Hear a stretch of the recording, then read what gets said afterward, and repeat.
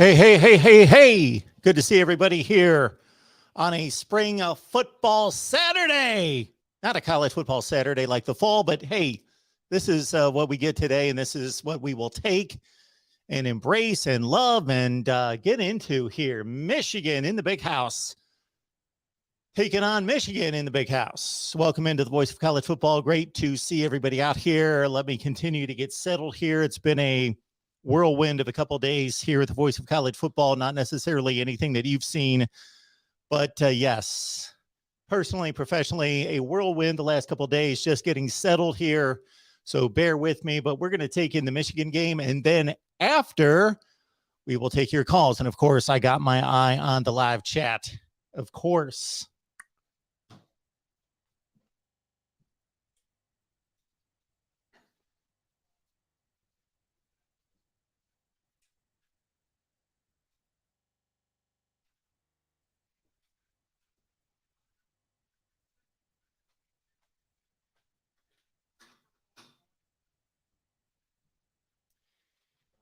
And I see that Michigan great, that all-time maize and blue great, Colin Kaepernick is the honorary captain and going to officiate the coin toss. So Colin Kaepernick, I'm a little sketchy, a little spotty on his Michigan history. I don't know why. There's a gap there in my mind. I got a mental block when it comes to Colin Kaepernick. In Michigan, I don't know why I blanked out on the years that he was there. You know, I got the Henny years, the Navarre years, the Denard Robinson years, even the Tate Forcier years, all those going back to the late 70s and Rick Leach. But the Colin Kaepernick years, I don't know. I've got some kind of mental block. Maybe I didn't watch college football for 2 or 3 or 4 years. All right, great to have everyone here. Poking a little fun at the maize and blue. Michigan fans, you know that we love you here. And you might be the largest fan base that we have here at the Voice of College Football. So I thank you. I thank you from the bottom of my heart. And therefore, of course, we set the winged helmet above all else today. That's unfortunately for you Michigan fans, the only Michigan memorabilia or gear that I have in the house. That's it.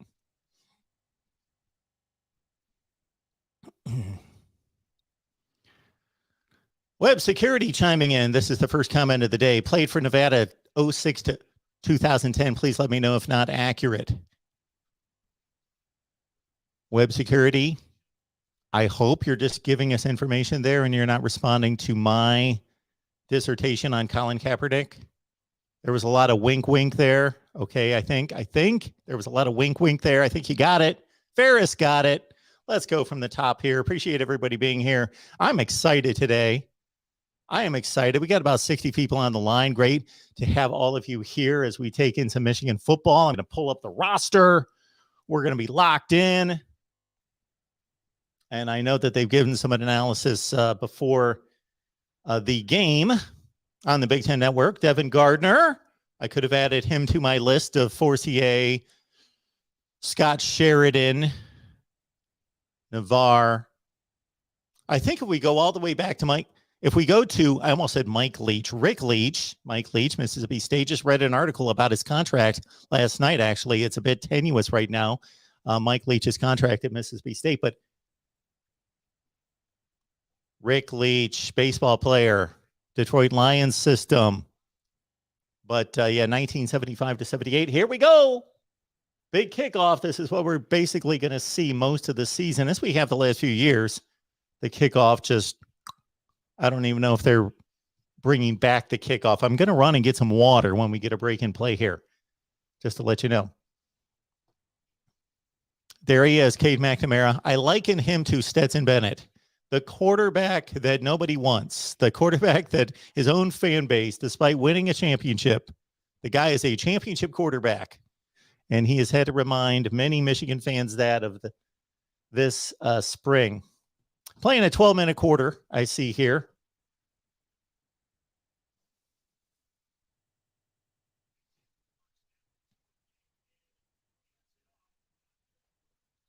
It's good to see we're hitting a little bit here.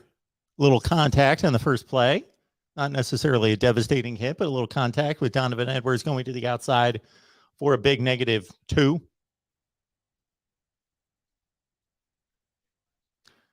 Yeah, Donovan Edwards, excited to see what he's going to do this year.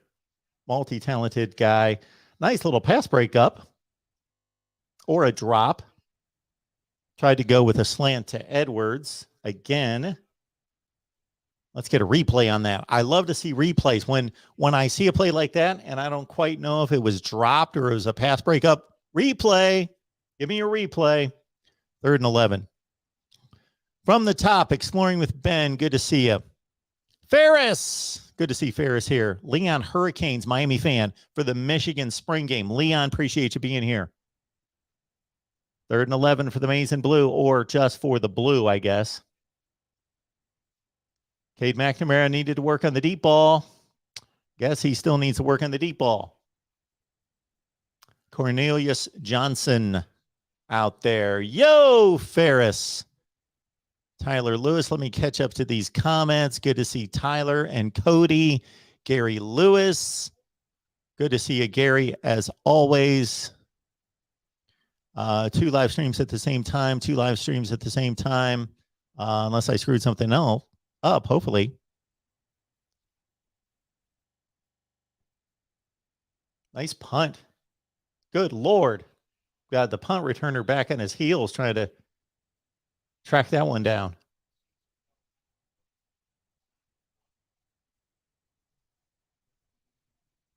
Andrell Anthony, of course. We first saw him really break out against Michigan State last year. That's when I thought, hey, Michigan does have a game changer on the outside on the perimeter. Wasn't frequently used besides that, though. Oh, Cade McNamara. This is why he's got the white on. Got it. He's quarterbacking for both sides. Parker. Good to see you.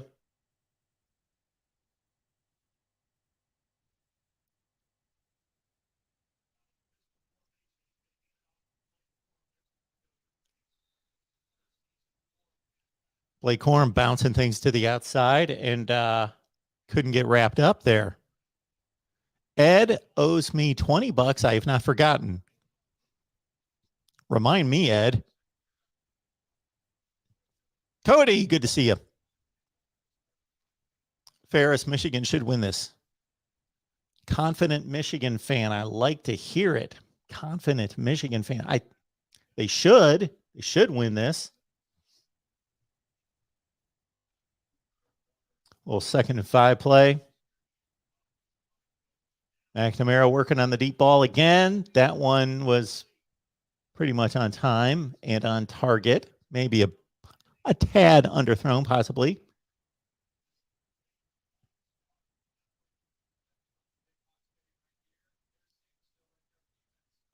Oh, that was Mike Sanders still on defense. Michigan fans, you know Mike Sanders still from his wide receiver play last year, and now jumping over to the defensive side, and he may play both ways, we understand, this year. Eddie, in the spirit of the Michigan game, Michigan is trash. Rob J, good to see you, man. Ferris, you got to put up with it. Oh, little sack. This is what, of course, is the downside to the spring game is unless a pass rusher gets right to the quarterback and basically has him wrapped up, these sacks are a bit phantom sacks. Who knows? Cade McNamara might have been able to toss the ball away or get away from that or whatever. Michael Barrett, really good Michigan player off the edge there. And the Maize gets it at their own 43. Tyler Lewis, yes, celebrating the Big Ten championship. Gary, wondering if the 22 Michigan D-line will have a major drop-off. That's what we would expect, to have a pretty significant drop-off with 2 stars gone, and also Mozzie Smith in the middle coming back, though. Probably stronger in terms of depth because of the recruiting being as good as it's been, and a lot of the guys that that played last year coming back, but the 2 stars gone. Eye that competition. Got to eye everybody. We eye everyone here at the Voice of College Football. This is just the launch of our big spring game coverage throughout the month of April. We're going to be here every Saturday, at least for the next 4, 9th, 16th, 23rd, maybe the 30th. We'll have to double check on the... Oh, Leon can see the U helmet. You got it there. All right. We got it right there for you. We'll actually, Leon, do this for you. We'll move it into a more prominent... Is that a more prominent position? In front of the LSU helmet. Until some LSU fans tell me otherwise. 2nd and 4.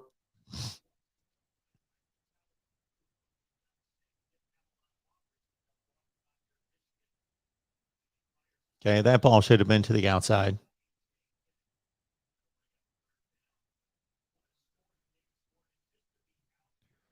Davis Warren in the ball game for Michigan.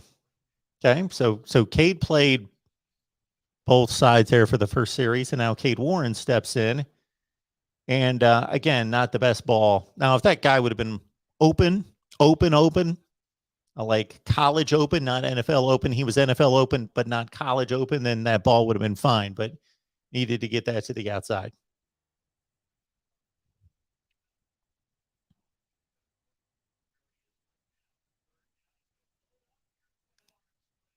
Now, okay, now that was a nice ball. That was where it needed to be. And Donovan Edwards showing his receiving skills. This is what's exciting about Donovan Edwards. He showed us most notably in the Maryland game with 10 catches for $150 last year that he can do this. He gets pushed by the DB and he's strong enough when Niall Hill-Green pushed him. Edwards stayed up and the contact knocked down Green.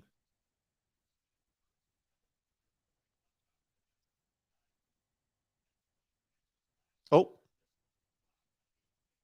A.J. Henning with a drop. Gary says Wolverines college football adjacent by 23. Sparty should be strong due to major upgrades at quarterback and wide receiver. Rob J., you and everybody else wishes JJ was playing just to get a look at JJ and compare the 2 quarterbacks. Ed says Michigan's like my side chick. The only looks good when I'm drunk. Are we drinking early today, Ed? Or are you just suffering? Justin, glad you could be here. Running to the outside. And Donovan Edwards gets pushed back. And it looks like we've got a holding call. Rod Farva believes that JJ should be the starter, regardless. Appreciate the contribution coming in. I will get to it soon. Number 55 with a hold. Oh, yeah. So if you've heard about this center, I'm not going to try to pronounce his name because I don't have it in front of me for one thing, but the Virginia Remington Trophy finalist. He is the new Michigan center, and he's supposed to be one of the best in the country. There we see it, 2021 Remington Trophy finalist with a hold for Michigan. So that should be a bit of an upgrade for Michigan. Missed pass breakup by the DB, and A.J. Henning with a nice catch. Nice hands catch there. Rob says he can't get it on TV today. Too early to go to the bar watch, so have to only go on Mark's account. Yes, you get the word right here, Rob J. Cody, I think losing Walker is going to hurt them, meaning Michigan State worse than they think. The 2 transfer kids are good, but not on his level. No. Few backs in the country are on Kenneth Walker's level. We said it here last summer that Kenneth Walker was one of the great under-the-radar additions in the transfer portal. That ball was either thrown away or a horrible pass. But good coverage out there on the left side. Now we got the 4th and 6. Looks like we're going to see a kick.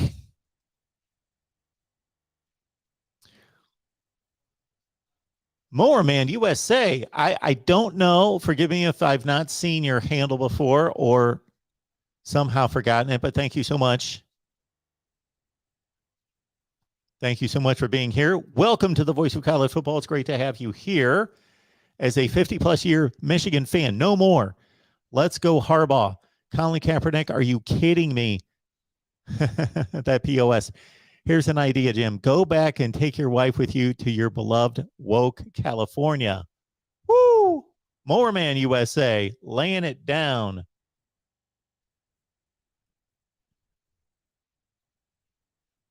Leon still tells us that Michigan State is good. All right, what do we have here? Devin Gardner to Jake Butt.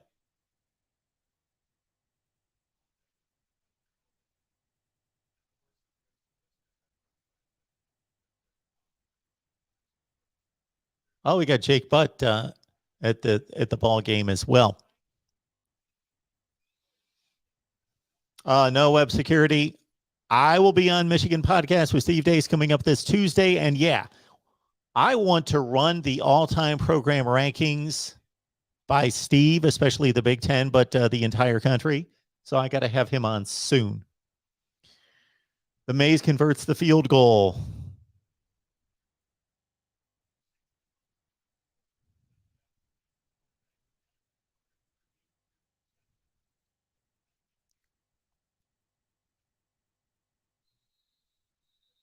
David with a little trash talk for Tyler. Congrats for the Big Ten championship. You'll have to wait another 17 years.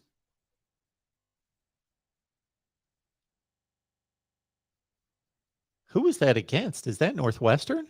With some serious alternate jerseys on that replay. Hey, Sue.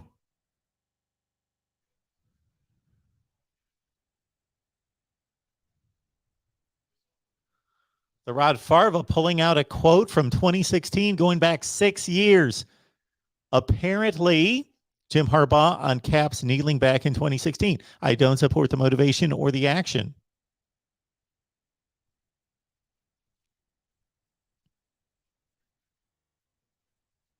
Blake Corum got the edge. That was easy. That was not Blake Corum. That was the right side setting the edge.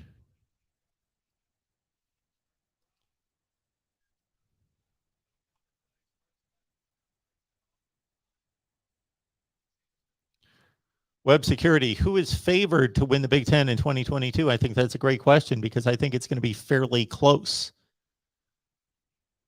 Michigan has been the favorite a couple times during this Ohio State run of dominance, a couple times recently under Harbaugh. And then obviously the Buckeyes did what they did. But then last year, of course, Ohio State was an enormous favorite and Michigan was not even the second choice and won the Big Ten championship.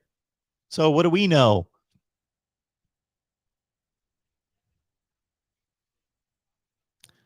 Let's all admit that Colin Kaepernick took that starting job and he did run with it and go to a Super Bowl.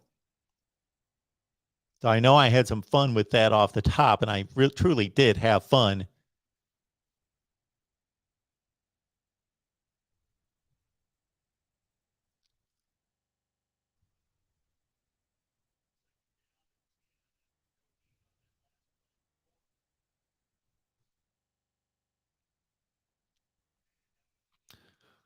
Mowerman coming strong with his opinion. We appreciate that as long as we're respectful of everyone in regards to language, sex, gender, race, etc.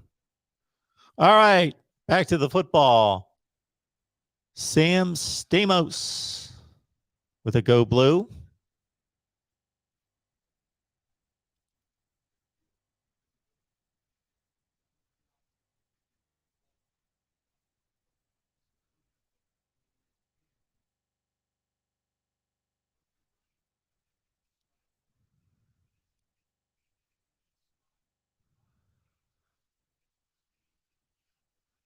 Third and 10.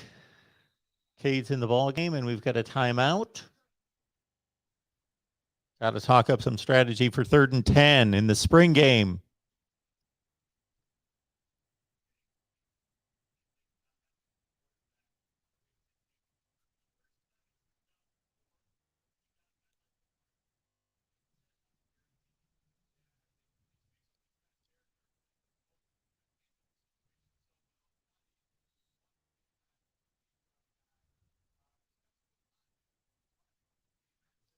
Gary was just checking out Cade McNamara's bio. He played a lot of baseball, apparently, as well.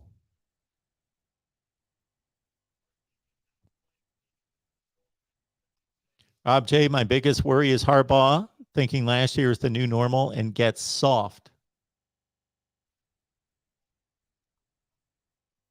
When you do something like Michigan achieved last year, you can either use that to build the confidence and move on from there, or you can let it get you a bit complacent. Next Saturday, noon, Purdue, 2, Nebraska. We're going to be right here.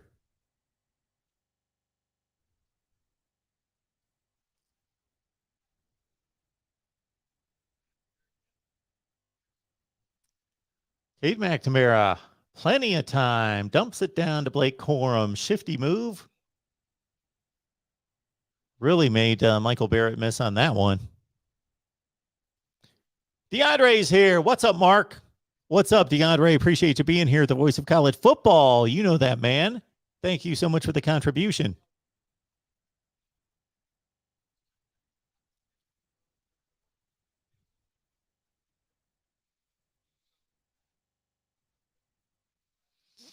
Got a punt coming up.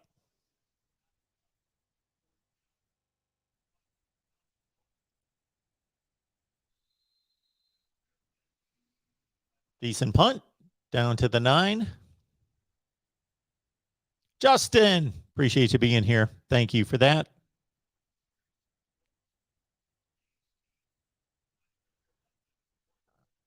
Oh, David, and coming at it here. Thanks for the motivation, but we have enough. Trust me. It will be fitting to put you all back in your little hole again. Let's start back up. Fire hairball chance again.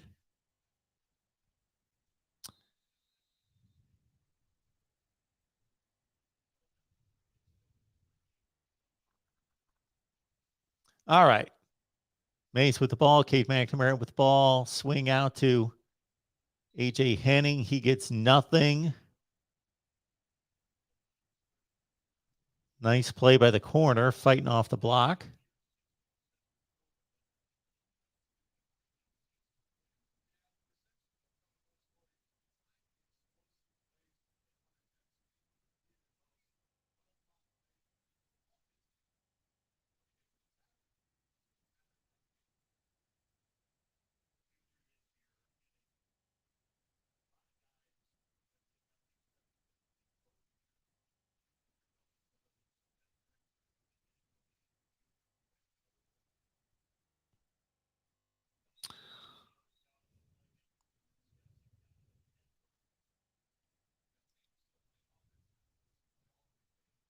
Hey, Antoine, good to see you, man.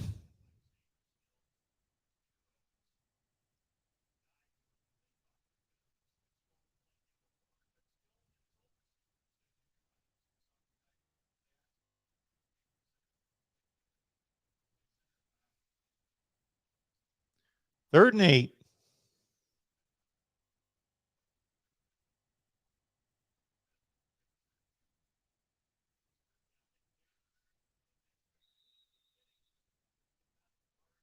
Okay. It is the spring game. We can probably risk a 4th and 1 at our own 20. Unless there's something on the line. I don't know if these guys are playing for something.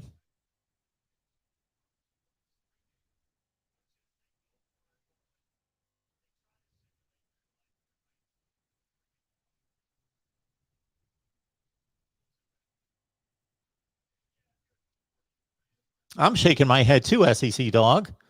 No Georgia helmet. Nobody has sent me a Georgia helmet. Shaking my head too. I'll take a Georgia helmet. Dave's here.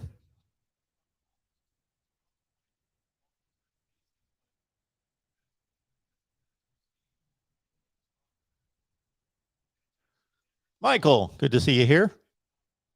All right, 1st and 10 for the Blue.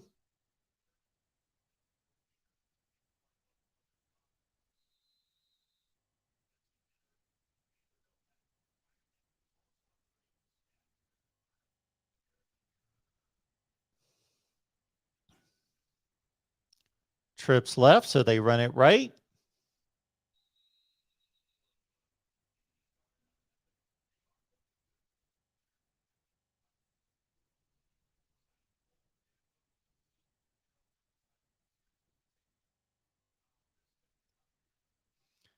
Different D coordinator for Michigan, but the same defense.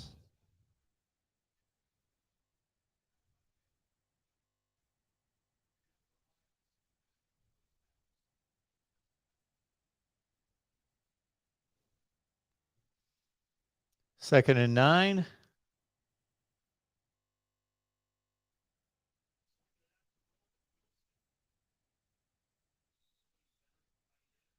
Swing pass out there. Yeah, Ferris got to see Devin Gardner. He's happy about that.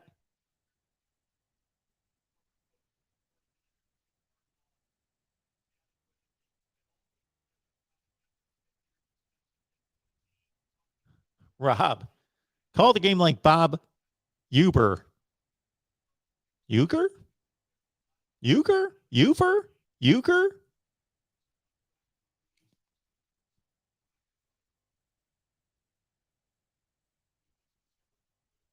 Oh, the ref got pounded on that one. Got a little sandwiched. That would happen to me every other play.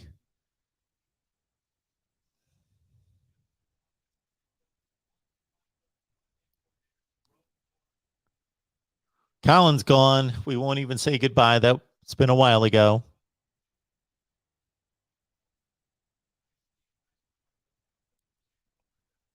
Oh, Gary made a Ernie Harwell reference. Love it. 90 seconds left in the first half.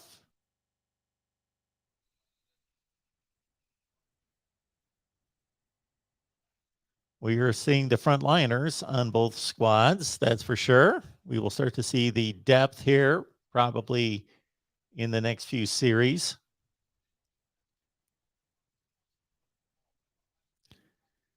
Good to see John Denard, Riley.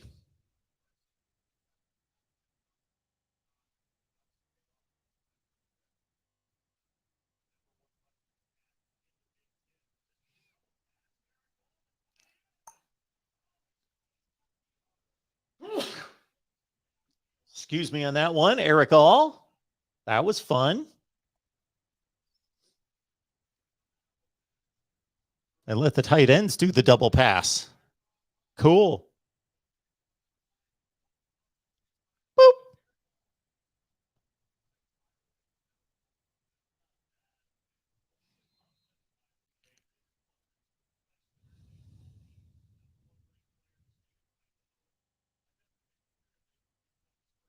The real MVP, good to see him.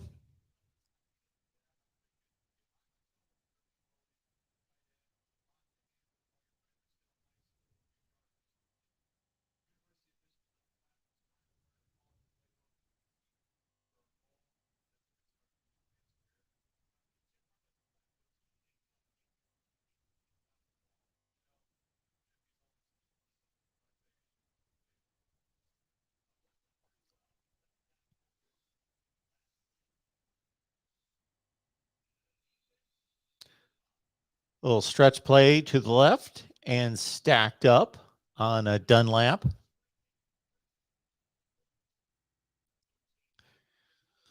Michael, as we talked about at the time, thank you for that backup with the middle of the defensive line being stronger despite Ajabo and Hutchinson gone from the outside.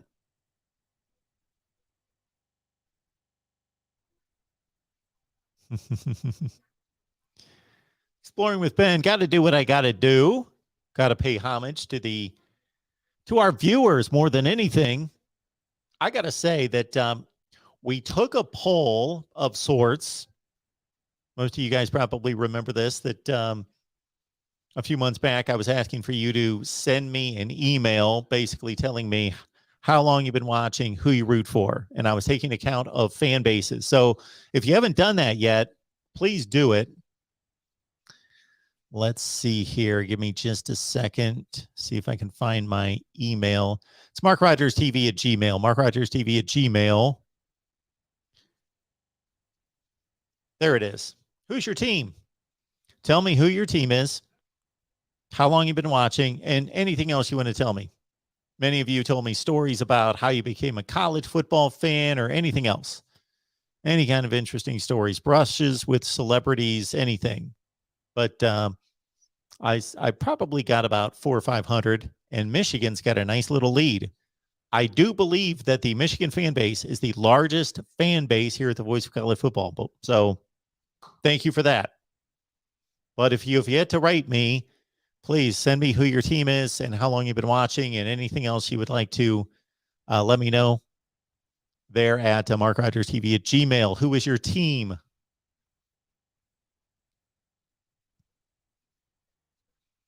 While we enjoy the Big Ten Network promos.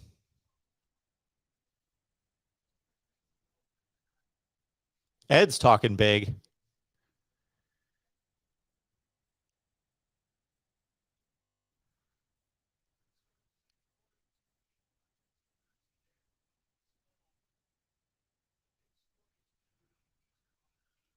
Uncle is benching Cade. Uncle Rico benches Cade already.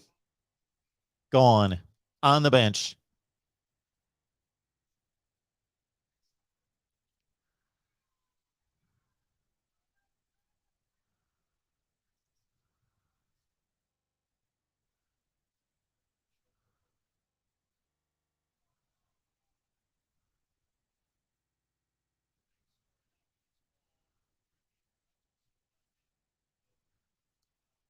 Mowerman, appreciate you being here. Thank you so much for that. Thank you for your great work, Mark. Can't say I will ever pull for Ohio State, but I am done with any team coached by the woke Harbaugh. Mowerman, coming strong. Appreciate you being here. Thank you so much for the contribution and a touchdown, Michigan.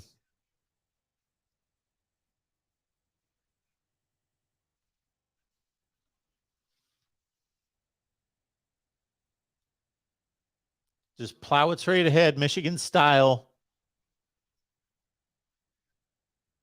There was a one-on-one matchup between Dunlap and Turner, and Dunlap just rode him into the end zone.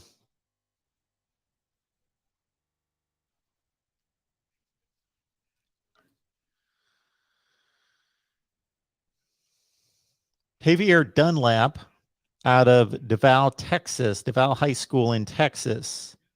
26th rated running back in his class of 2021, 60th rated player in Texas, number 410 nationally. And I don't know if he played at all last year. I don't remember him.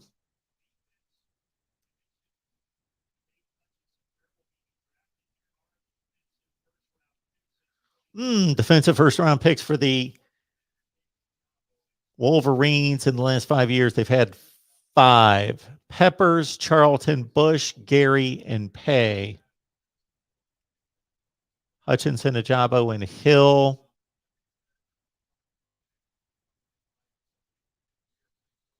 Probably 2 of those 3.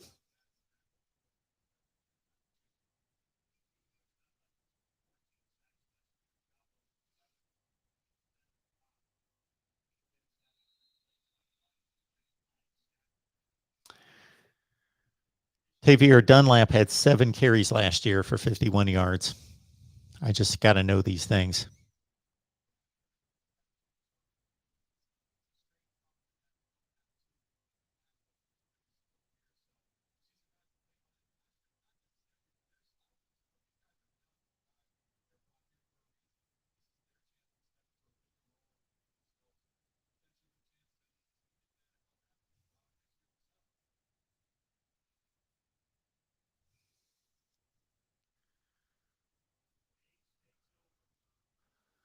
Tony's calling it an Ohio State win by 50 this year over the Maize and Blue. 50.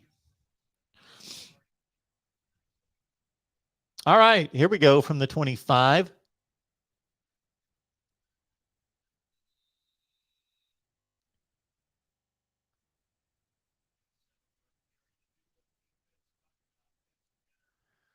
New look defense, Jess Minter, new defensive coordinator, along with Steve Klingscale. Key losses, we've talked about those guys, Dax Hill included. Also Brad Hawkins. That ball was off by a mile, even if that was interference, which it was not. Incidental contact.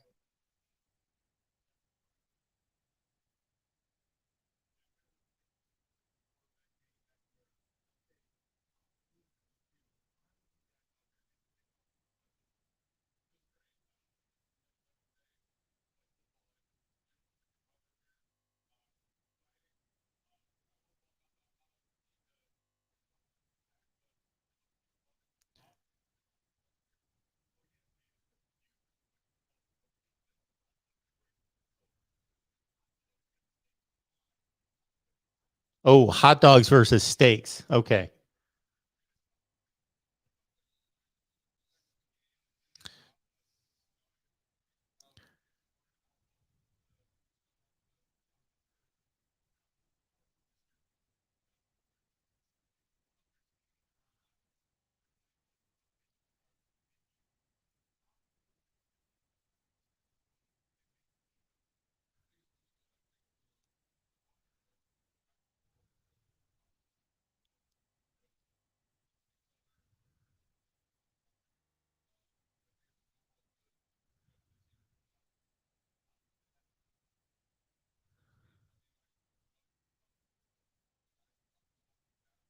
Here we go.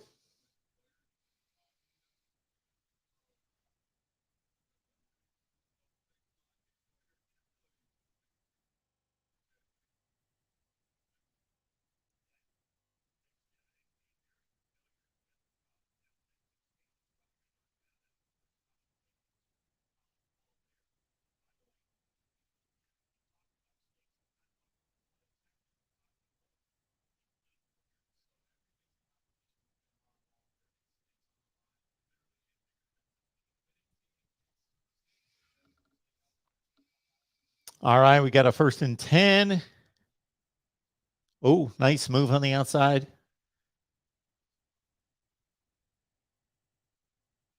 So they set the edge, but there was one guy to beat. So the back did what a good back should do.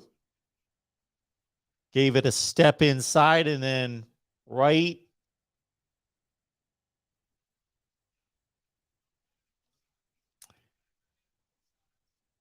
Khalil Mullins. So he's a linebacker, listed as a linebacker, playing some running back.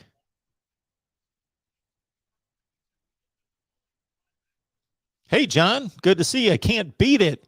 Sun's out, windows open, watching college football, well, scrimmage, and having fun watching some trash talk. We're going to have that.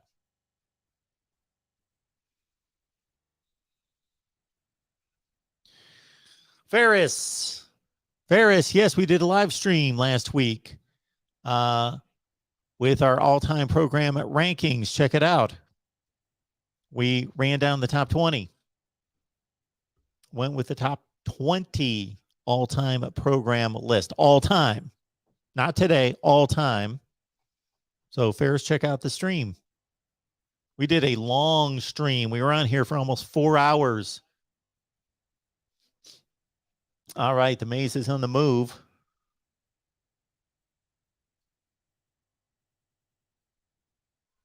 Whoa.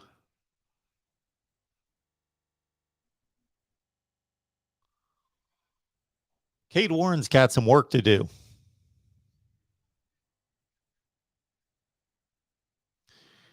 Chad is asking, West Virginia's best defensive lineman is leaving. Any chance Michigan offers after losing starting defensive ends? Well, let's look into that because it's funny that you say that, Chad.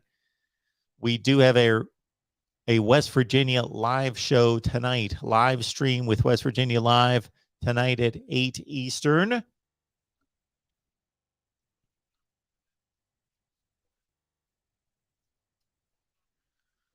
Davis Warren finds Cornelius Johnson down to the 10.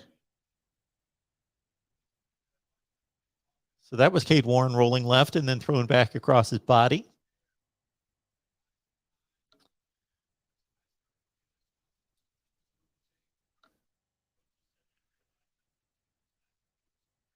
Oh, yeah.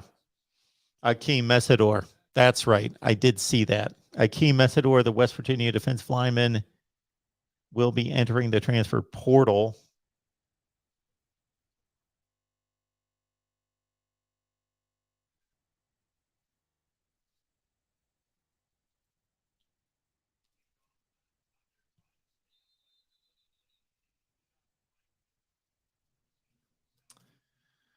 Let's see what he did last year.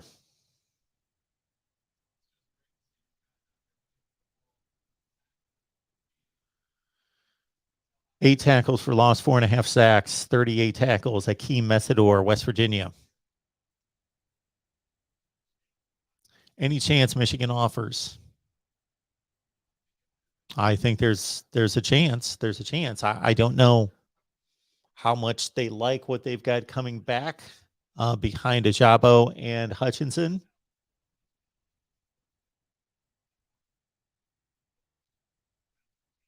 Up the middle and down to the 5.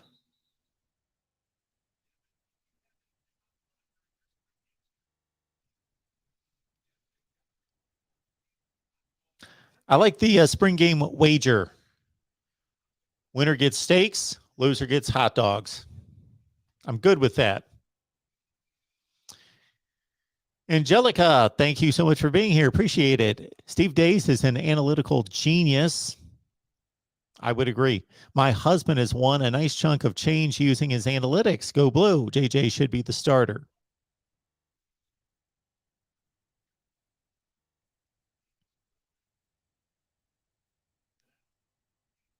Oh. That's a live ball, apparently. Picked up for the touchdown. So a fumble inside the 5 by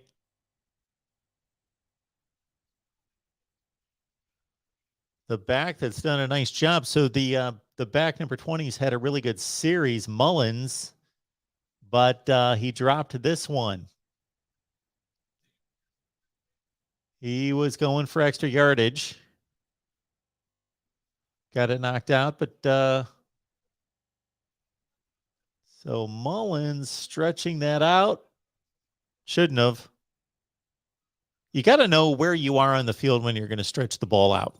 Are you going for a critical first down? Are you going for the touchdown? And do you feel confident? Have you done that before? Have you proven that you can do that and you're willing to risk the consequences? There, he's just at the 4-yard line.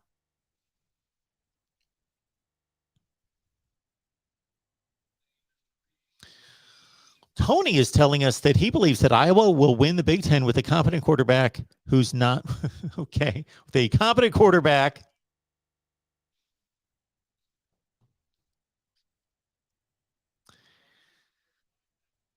Big Ten not usually stingy on YouTube channels showing a game, not gonna dig for blackout game.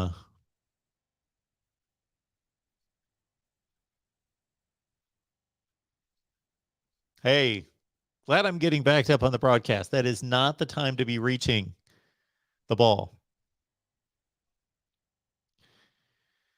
Gary, way ahead of us with the rumor about the West Virginia linebacker Mesidor leaving.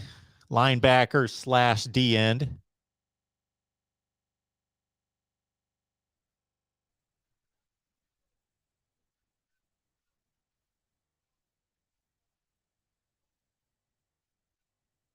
Oh, so the runner was down. All right, so the calf was down. So Mullins is saved. Whoa, so Mullins has saved a fumble. And so is the Mays, so they can kick the field goal. This could be the difference between a steak or a hot dog. I would hope that they would get more than one hot. They each probably get a steak.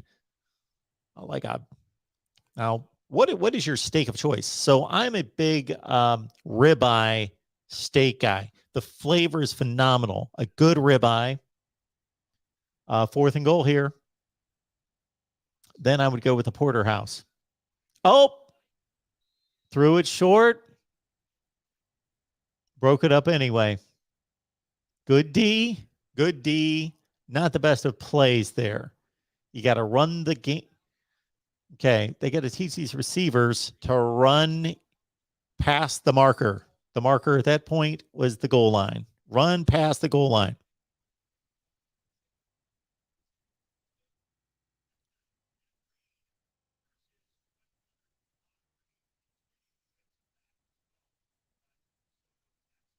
Mowerman, appreciate you being here. Signing off, Mark. Love your work with Steve Day. Stay healthy and happy and enjoy the fall. Pulling for your beloved Buckeyes. God, I cannot believe I just said that. Thanks, Mowerman. You're probably not hearing me right now, but appreciate you being here, and thank you so much for the contribution. Will Penn State play into the Big Ten race? If I had to call it right now, yes, web security. I believe that Penn State will be a factor in the Big Ten race, and I do think that Nebraska is a much better team than the record showed us last year. You are what your record says you are, unless you're Nebraska. Then you're if they repeat what they did this past season, that'll be the biggest anomaly in sports. Number one. Number two, that will show me, okay, this is truly a 3-9 football team. I think it's more like a 6-6 football team.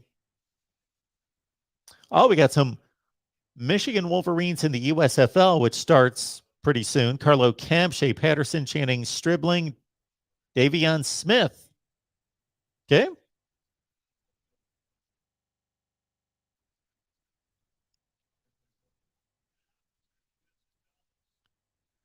Ferris says we tolerate Harbaugh. We don't love Harbaugh. Didn't most Michigan fans love Harbaugh when he got hired? There's the throw to the right side. Misfire. Oh, here we've got the Texas Tech transfer, Alan Bowman, who I think most of us expected to be a bigger factor heading into last season's competition. Threw 33 touchdowns and 17 picks at Texas Tech, was a part-time starter there, but he missed the throw there. And I got to think at this point, if Alan Bowman cares about playing football, and he obviously does if he's as good as he is, that he's got to question his decision to go to Michigan. It killed his career. I don't know if he has NFL aspirations, but he's probably not good enough. He's most definitely not good enough. So maybe the Michigan education lured him there.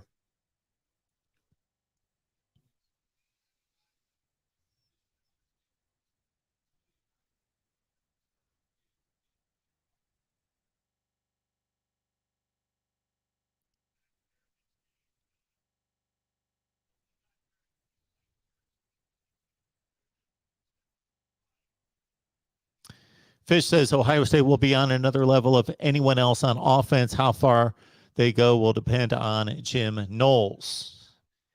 And I expect there to be a significant upgrade on the defensive side for Ohio State. And like I said in a couple different streams and videos last week, CJ Hicks and Sonny Styles, don't want to put too much on them as freshmen, but Ohio State needs an impact linebacker. I mean, a serious star impact linebacker. They haven't had one since Raekwon McMillan, the most recent. Spike Lee's at the ball game. All right. DeAndre asking, will the Nebraska be a power again? No. No. Not a power. Too much going against them from a recruiting standpoint. The Rod Farva, Harbaugh tolerates Michigan, doesn't love Michigan, hence why he tries to leave.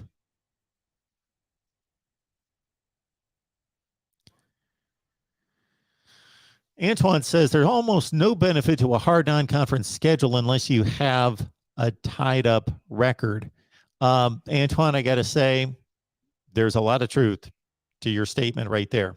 Washington went to a college football playoff with the worst non-conference schedule in the country, and the Pac-12 was just about as bad as it is now in 2016. And Washington, just win your conference, don't lose more than one game. If you win your conference in the Power Five and don't lose more than one game, you've got a 90-some% chance of making the playoff. There's only been, one team missed the playoff with a conference championship and only one loss, correct? Ohio State 2018. That's it. Right? 2014. Oh, Baylor and TCU in 2014. 2015, nobody. 2016, nobody. 2017, nobody. 2018, nobody. 2019, 2020, 2021. So it's very rare. So yes, this is what's wrong with college football. Antoine is pointing it out right there. There is no serious incentive to schedule a difficult non-conference, and the scheduling shouldn't even be handled by the schools. It should be handled by an objective process. Dave loves Harbaugh.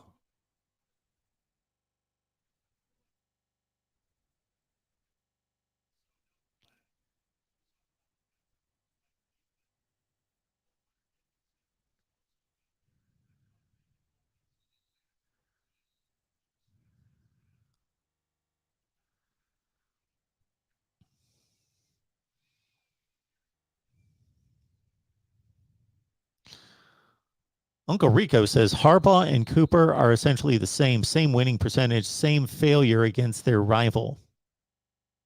At this point, Jim Harbaugh has not had the seasons John Cooper had in 1993, 95, 96, 98. But Jim Harbaugh is obviously still coaching and therefore has a chance to right that wrong. He has a chance to make up for that. Harbaugh's what, 1-5? Cooper 2-10. Same record.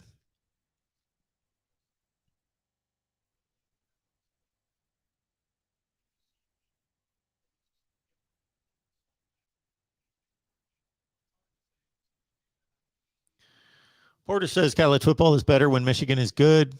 Congrats to the Maize and Blue for a great season in 21.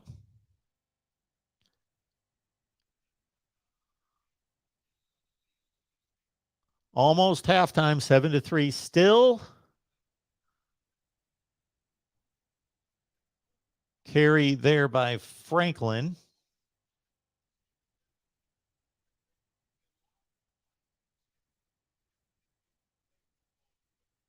Leon Franklin, 8 carries last year.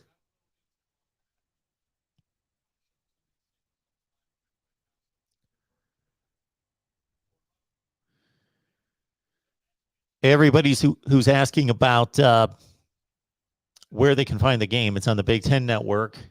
And if you go online, I don't know where you can find it. I always Google whatever game I'm looking for. How do I watch online?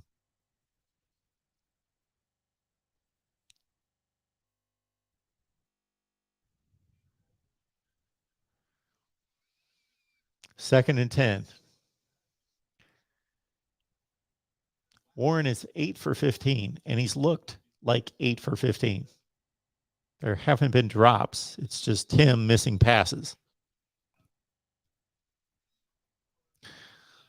So, Michigan fans, based on what I've seen of Warren today, you want Cade McNamara to be fine and J.J. McCarthy to get back as soon as possible. You don't want to go to the third guy.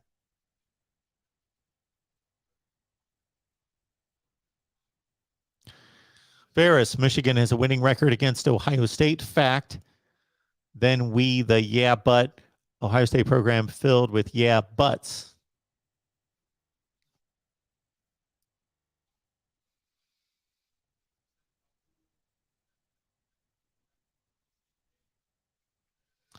Michigan owns the series against Ohio State. Michigan owns the number of Big Ten championships, 43-40.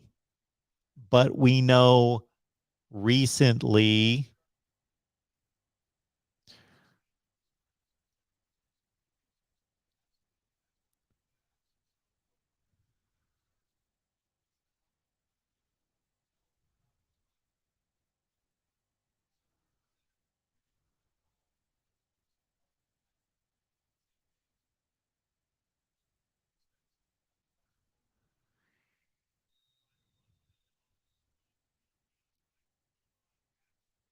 Ferris. What? Slicing it down the middle, Ferris. Come on.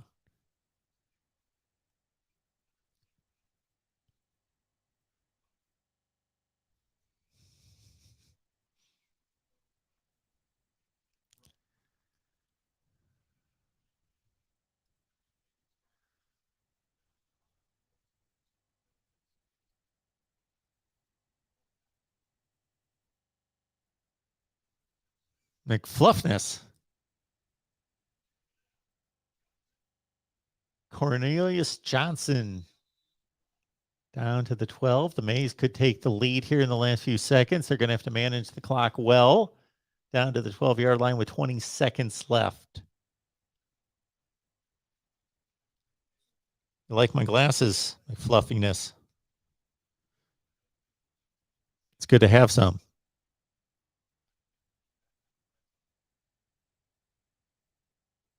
Leon. Hey, Leon, appreciate you doing that. Thank you so much for the contribution, sir. Appreciate that. D Sizzle says, don't sleep on Warren. Okay. He hasn't looked great to me, but it's a small sample size. He hasn't made any bad mistakes.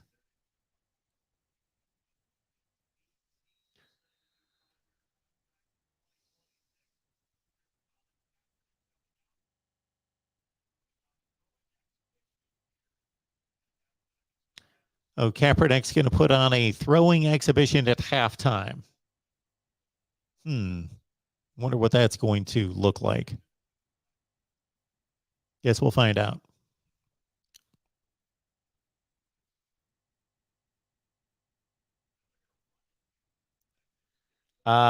Don't know if that was a great play call. Running.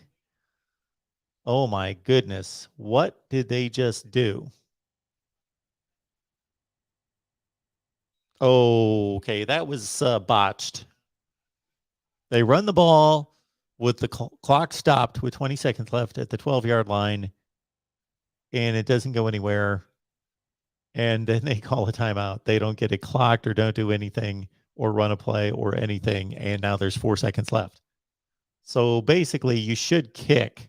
If there was more like 6 seconds. But yeah.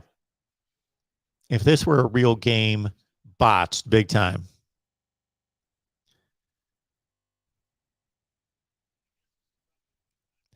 Hey, Bryant.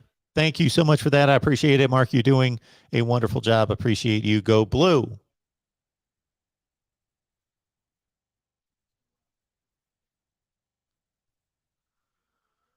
So the Mays botches the time situation there late in the first half, but they kick a field goal, and we've got dogs and steaks on the line. Doesn't get too much closer than this at 7-6. Caps ripping off the sweats, the Michigan sweats, and going to put on an exhibition that we all are waiting with bated breath to see. John's 3 plays behind. If this were a real game, John, I would feel bad about calling out the plays. Leon, appreciate you being here, man. Love it when we see other college football fans who are in a stream for a different team. I don't know why I love that, but I love it.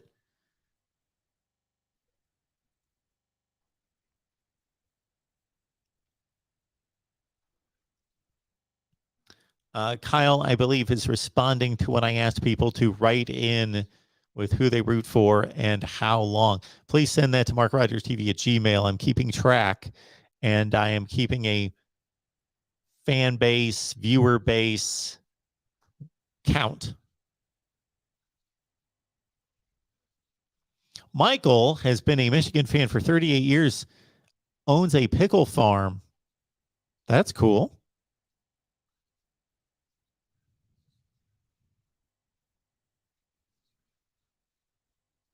John says Nate Silver, I'm not aware of him. Anyway, Nate Silver did a statistical study of college football some years ago, and if I recall correctly, Michigan and Notre Dame have the most fans. Would not surprise me.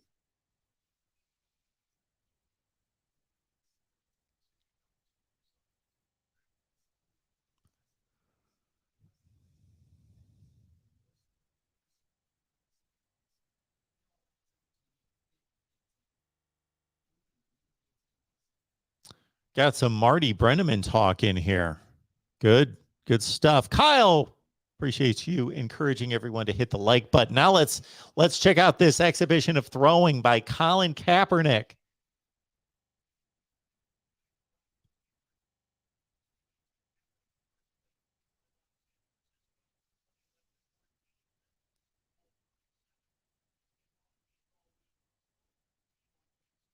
What's the temperature out there?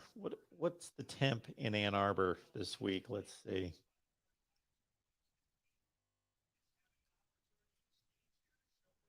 40 and sunny. Doesn't look that sunny. Okay, here we go. Cap, do. Okay, he can throw a swing pass. Got that established.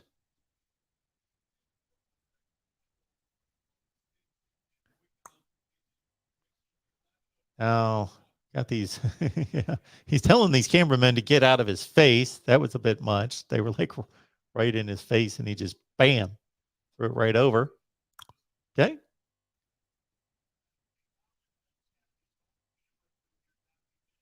Oh, this is his own camera crew.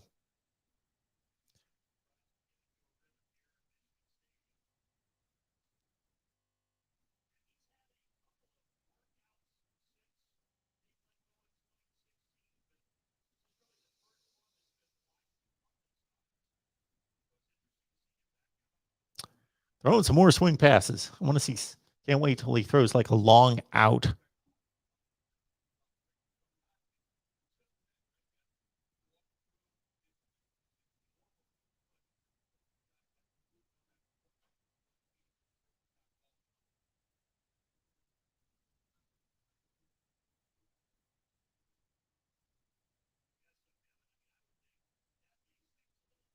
Hmm.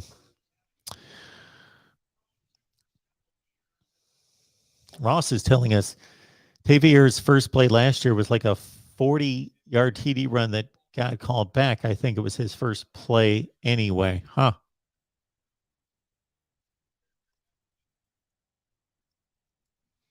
Rob thinks Bama wins the Natty because Saban's focused. His team's pissed off.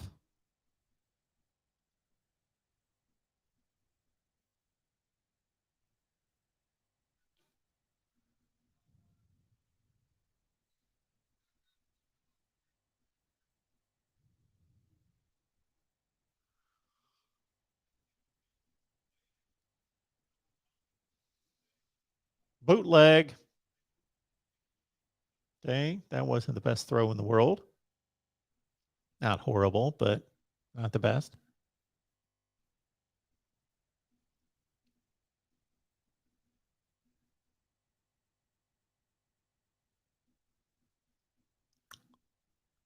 Okay. That ball could have been caught across the middle, but it wasn't the best throw.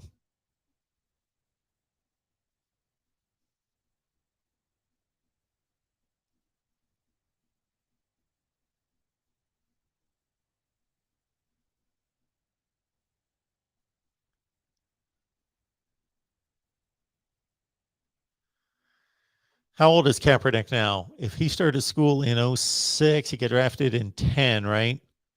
So he's about 33, 34.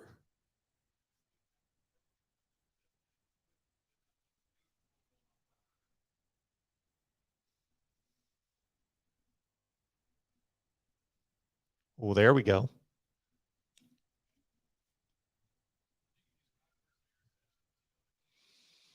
Exploring with Ben, as long as Ohio State can stop the run, we should be fine because Minnesota and Oregon exposed them bad last year. And how about Michigan?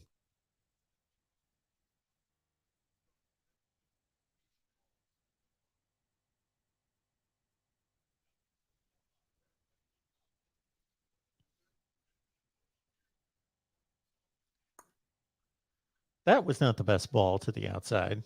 The guy had to drag his feet, go to his knee to catch.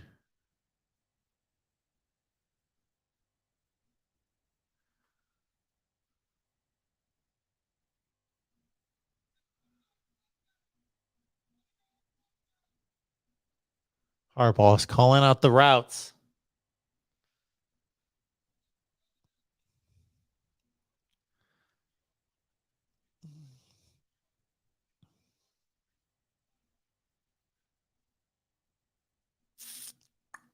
Web security. Do you think Ohio State's defensive issues were mostly at D line, linebacker, or DB? Last season, I would say linebacker 1, DB 2, line a distant third.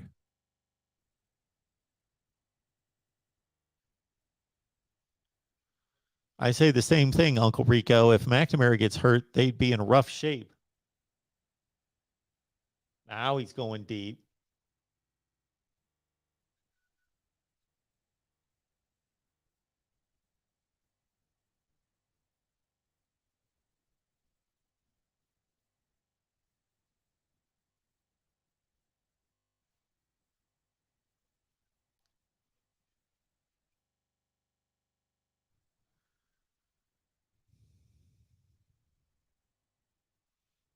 Jet Mech. Oh, long one. He missed him. Or he dropped it. Couldn't tell. Jet Mech here. Saban doesn't have any fire or passion left. Dude is washed. Yeah. Dude blew the national championship game in the last 4 minutes. Throw to the outside. Web security. Thank you so much for that. I appreciate that. Thumbs up and sub for the best college football analysis in the world. Thank you so much for that. Gary is telling us that Messidor already put out a short list. Don't remember if Michigan is on the visit list. Okay. Let's see.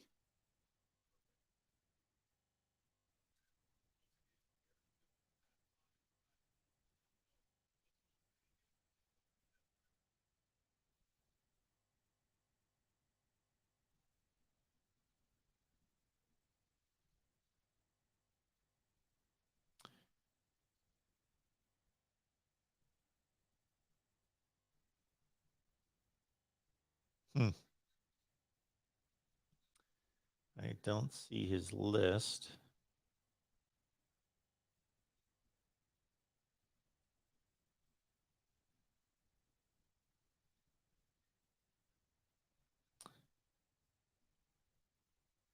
All right, here's Messidor's list.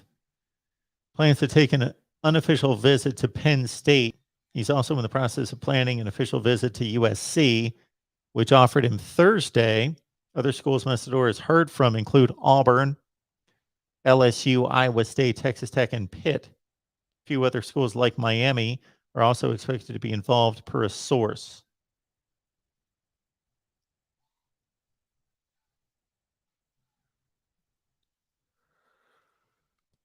There you go.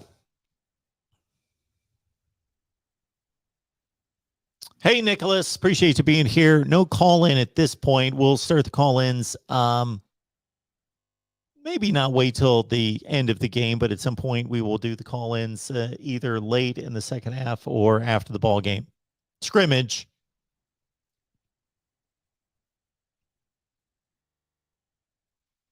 Rob, you got to feel that way, don't you? If Jimbo cannot win big this year, I understand the schedule stuff, but that's what he signed up for, and other teams are getting it done, i.e., Alabama and Georgia and LSU in 19, and even Florida to a better extent than Texas A&M has. When Dan Mullen got it going there for a couple of years.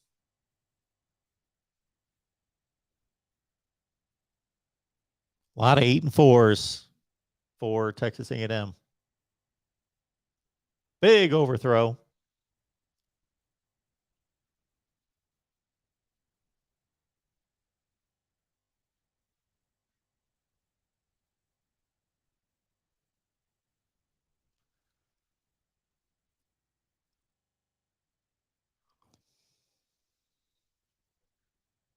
Cap still throwing. Oh, was he off on that one? Way underthrown.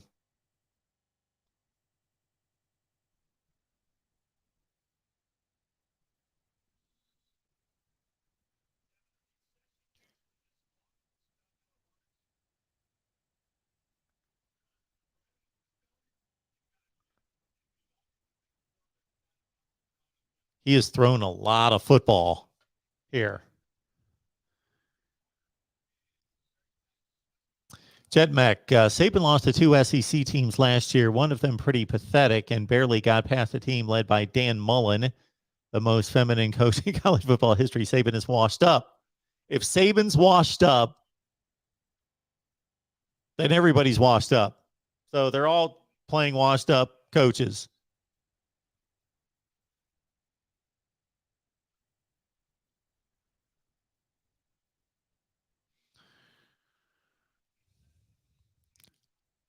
Noma Hay says that Iowa will have the best defense in the Big Ten, and they just recruited a 4-star quarterback, which was their biggest weakness.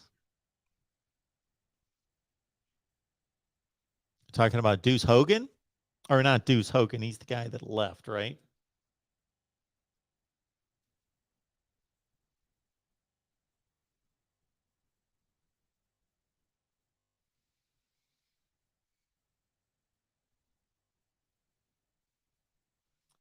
Oh, okay. Yeah, Carson May.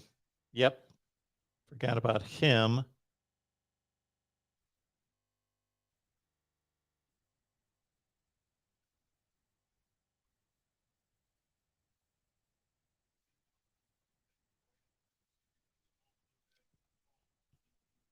Deep ball.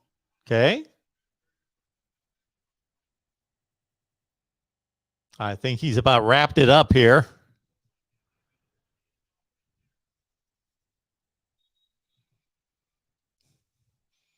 Rod Favre, exactly. Too many people think A&M is going to dominate this year with a bunch of freshmen. I don't get it. Yeah, Max Johnson is going to have to play out of his mind. You know, yeah, the class is remarkable, but you can only expect those guys to be so good as freshmen. Maybe 2 or 3 of them pop big, and then a handful of them, more than a handful, contribute heavily. But you can't expect 22 freshmen to come in and take over the team and win big.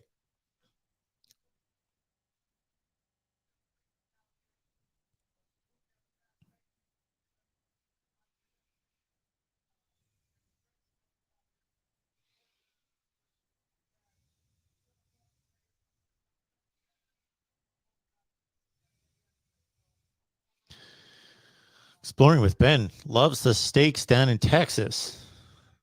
McFluffiness, 24-ounce porterhouse. Yeah, it's a good call. It's a good steak. John says, I'll put it this way. As long as Jimbo Fisher is calling the offensive plays in College Station, I'm not overly worried about the Ags. That's supposed to be his thing, though. Quarterback development, offensive scheme, play calling.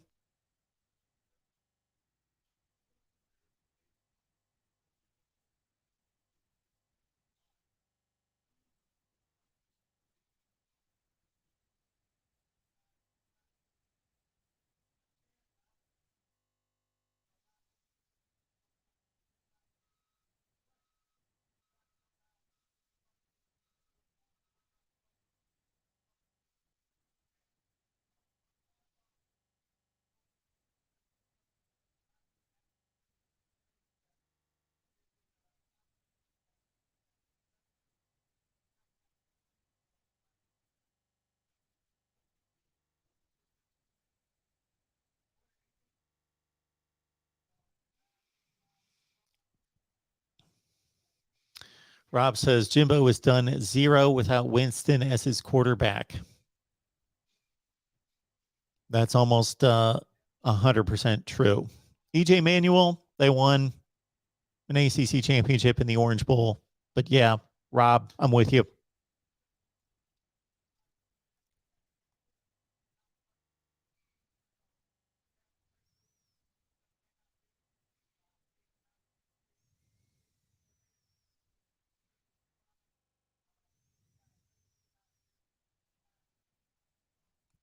Jet Mac making his official. Is this the official one, Jet Mac? National championship pick for 2022, Ohio State, Alabama, even though Saban is washed. That's right. Saban's washed up, but they get back to the national championship game. Picking Ohio State to win it all.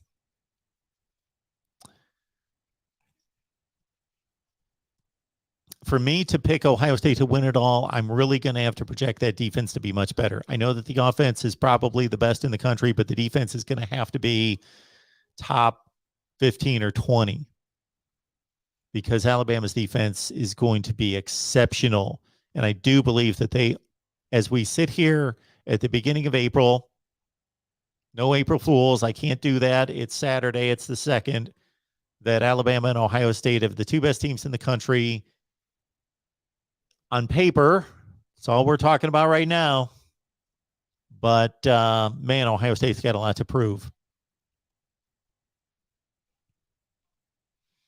Utah, Florida, week 1. Love that matchup.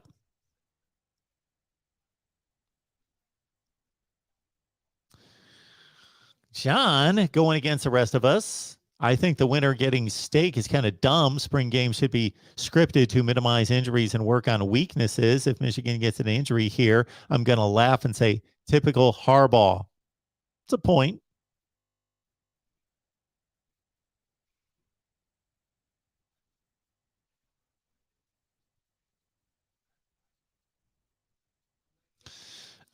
Jet Mac, this was a long time ago. I believe he was commenting back to my statement about basically if you win a Power 5 conference and only lose one game, you're in the playoff.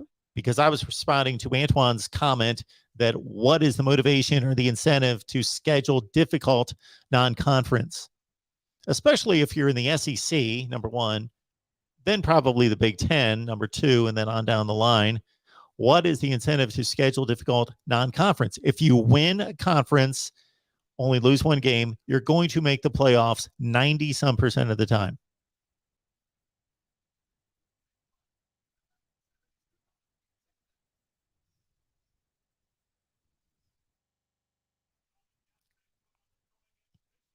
Some dude. Colin Kaepernick's appearance has polarized college football fans here. That's all right. There's nothing wrong with that. Should not shy away from sharing opinion.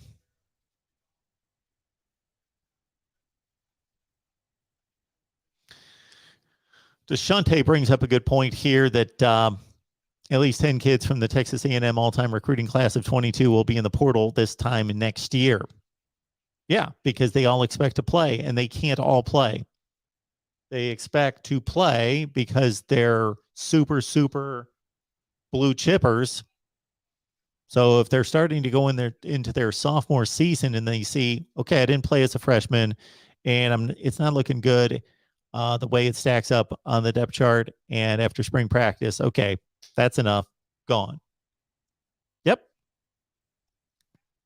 But you still rather stack that recruiting class and lose 20% of it than not stack it and lose 20% of it, because everybody's going to be losing talent.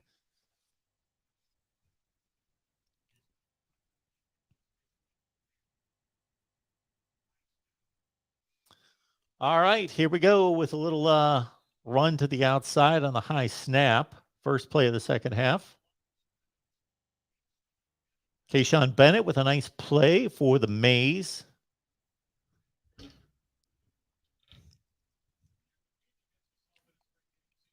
All right.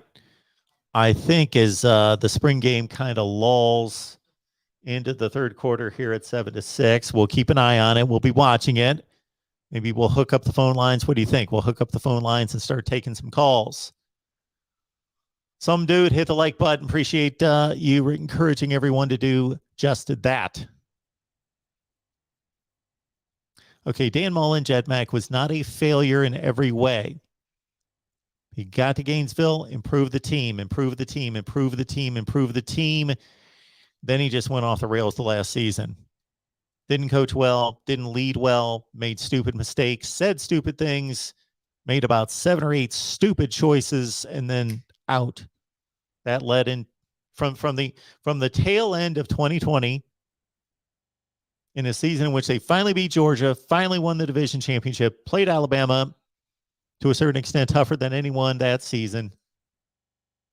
There was a sack, and that was a legit sack there. Okay, I guess Cade McNamara was not live, but the other quarterbacks are. Good to see a legit sack. Little contact for these QBs. 94 gets in there. He whipped 60.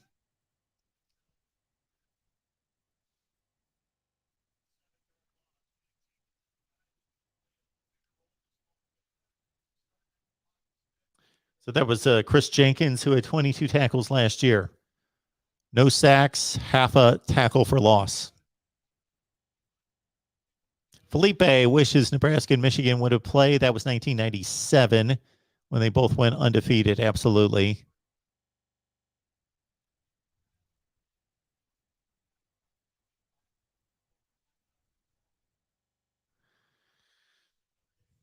No, Mahe, has anyone ever had the best quarterback, running back, and wide receiver all the same year before, like Ohio State could possibly have this year?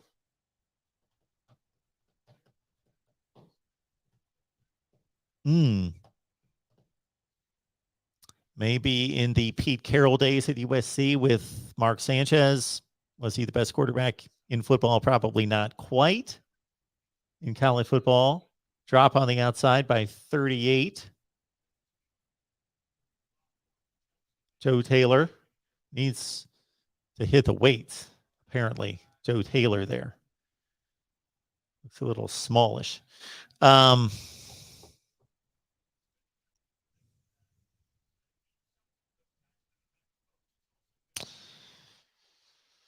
Yeah, when you say the very best at quarterback, running back, wide receiver, there's always going to be an argument who's the best. But when you talk about elite, good response there by Mahe, Trevor Lawrence, Travis Etienne, Justin Ross. Yes, it's just me, Tim 79. I like this too. Full contact. Got to give him that.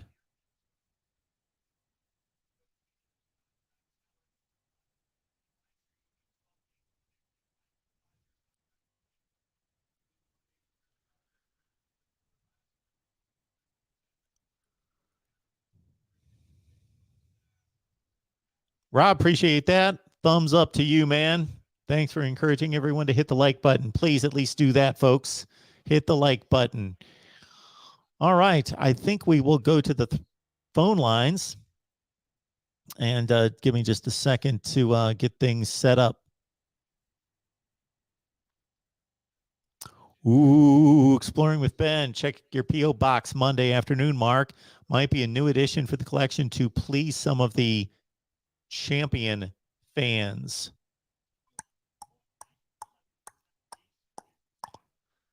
Exploring with Ben, I think he might have given it away, but thank you.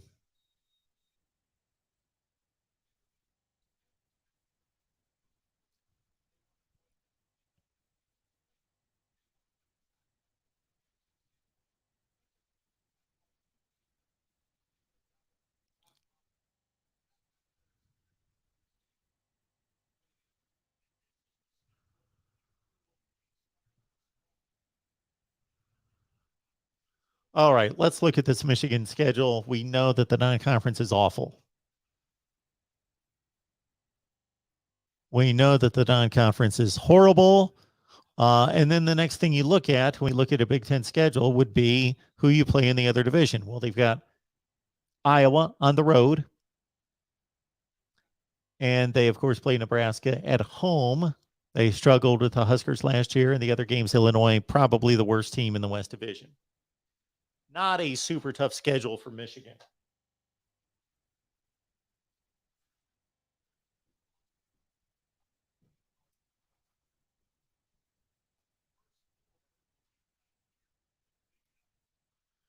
We are going to fire up the phone lines. Give me just a second. Oh, let me track down my phone. Hang on. Get some water.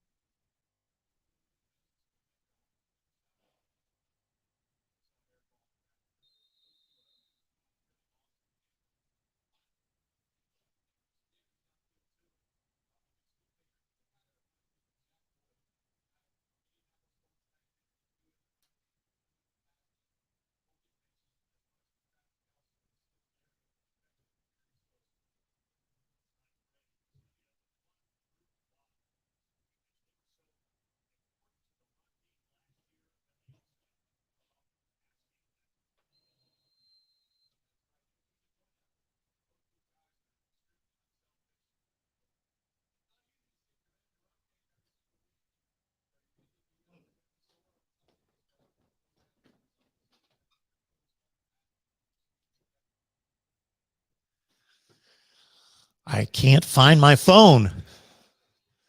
I just went to the store right before I fired up the live stream. Hang on.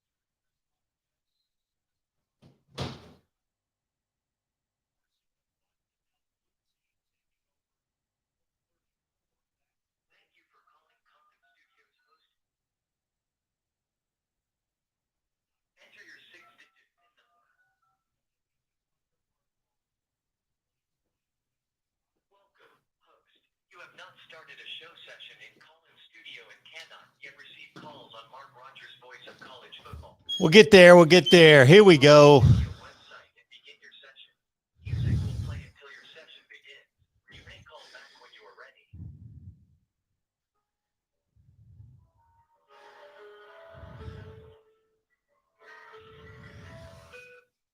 Welcome, host. You are now in the host room and can. If you ever had your phone fall out of your pocket while you're driving or in the car and it goes down in the between the seat, yeah, that's it.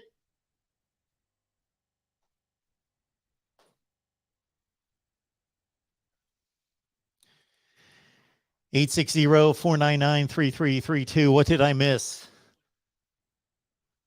Dunlap, big run.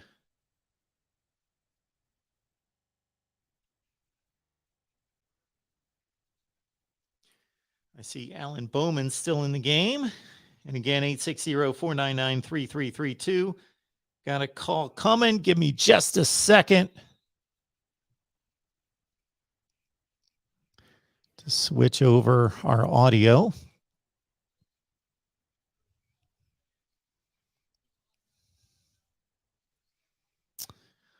Oh, I believe I know who we're talking to.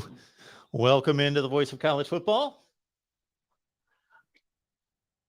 Team to cover. I mean, seriously, some losers from up north.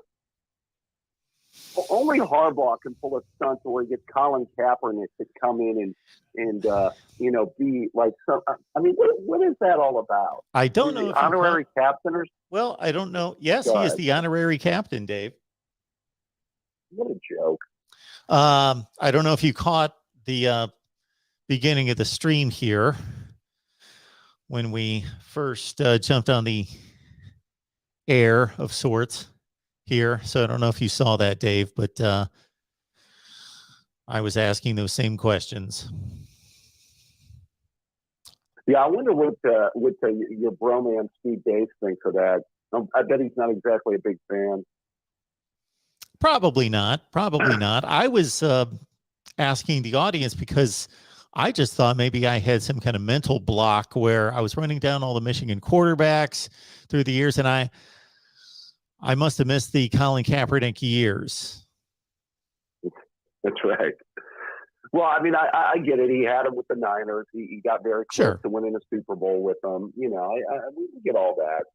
But yeah, I think this is just publicity. He's just trying to, you know, stir some things up as he wants to do.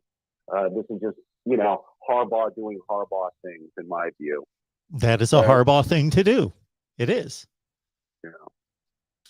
I didn't get a chance to watch it. Who took the majority of snaps for them? Did McCarthy take a lot of snaps, or was it McNamara or what? McCarthy's out. Oh, okay. So he's not played at all. My bad. McNamara's got the white jersey on, so he has taken snaps for both sides, and he ran the offense, I believe, the first two series for both sides, and then the other backup quarterback stepped in after that. Mostly Warren. Can't think of his first name, right. But the backup quarterback, and Alan Bowman, who I'd since kind of forgotten about, the Texas Tech transfer quarterback, who I thought was going to have more of a say in the starting job possibly last year after he came in from Texas Tech, but he's been playing as well. Did your Team Up North fans, are they ready to turn the page? Are they ready to see the McCarthy era start up there if he's fully healthy, by the way? Oh, it sure looks like it. The fans are. It appears that way. Yeah. I liken Cade McNamara to Stetson Bennett. They are the championship winning quarterbacks that their teams don't want or their fan bases don't want. Sure. Yeah, because, I mean, like I said, I mean, you can call it a divisive term if you want, but they're game manager type quarterbacks. I'm not saying you can't win with a game manager type quarterback. Obviously, Georgia proved it this year. But and Bama won with those type of quarterbacks, you know, for years. But, you know, just because you had a great run of starting NFL quarterbacks, starting with Deshaun Watson there for about 5 years, you know, I think that everybody thinks you have to have this generational type quarterback now. Well, you don't, but it certainly helps, and it's the most important position on the field, and to have an elite guy, especially as the passing game has become more and more impactful and much more prolific, then, you know, it's just an obvious equation to make. You need an elite quarterback, or if you don't have one, then everything else has to be elite or near. Yeah. I mean, it'll be interesting. I mean, he's a 5-star, though he's heavily recruited.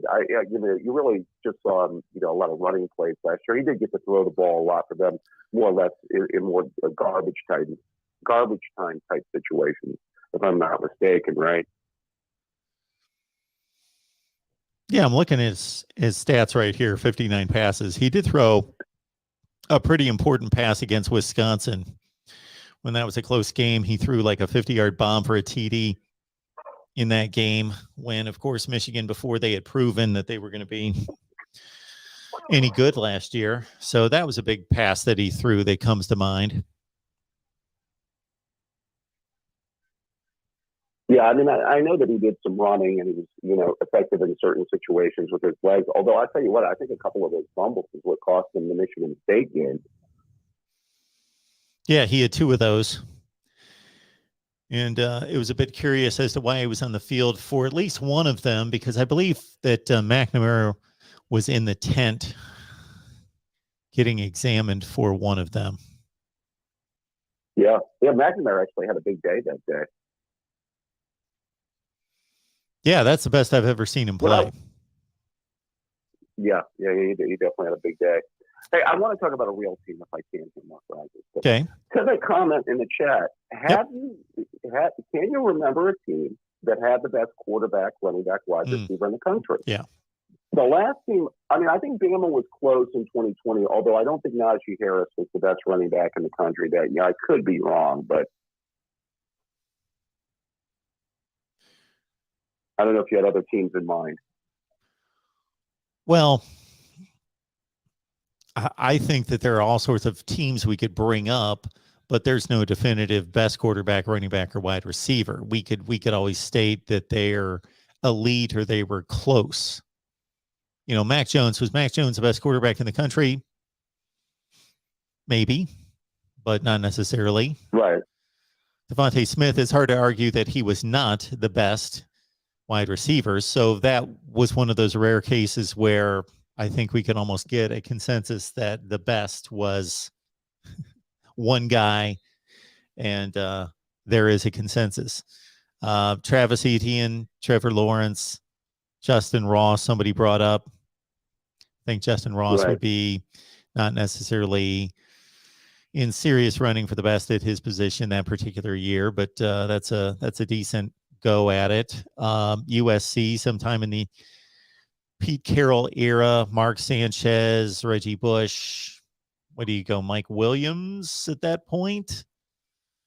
Dwayne Jarrett? Yeah, Dwayne Jarrett, I was going to mention him. I thought he was their best receiver with the Bush Liner team.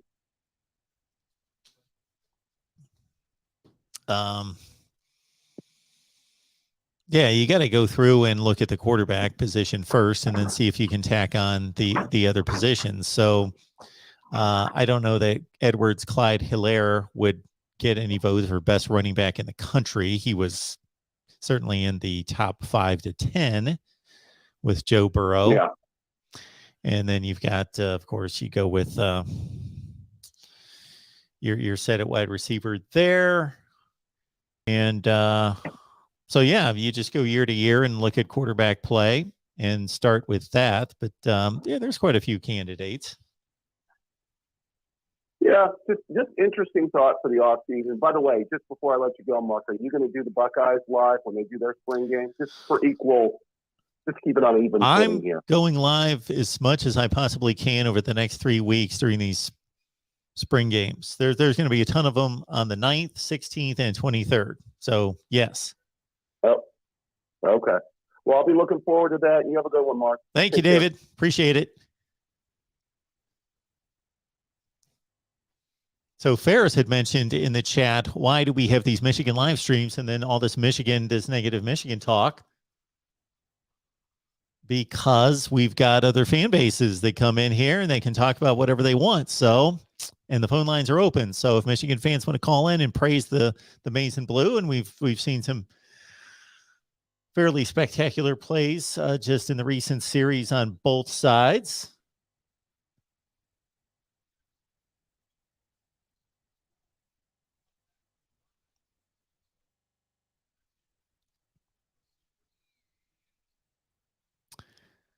Next call up here, the voice of college football. Appreciate that one coming in. Who's on the line? Hello, Mark. It's Joe Real MVP. How you doing this morning? I am doing just fine. What's going on? Well, there's been a controversy in Uncle Lou's chat that I would like to mention when it comes to Big Ten football. Okay. And I would like your opinion on it. So apparently 7-8 years ago, the Big Ten had a rule implemented that you must play one Power 5 opponent in your non-conference or equivalent. Yes. But the list of equivalents is suspect at best from what I'm able to find. So what I've seen so far is the equivalents could be Notre Dame, BYU, Army, Cincinnati, Connecticut, and Navy.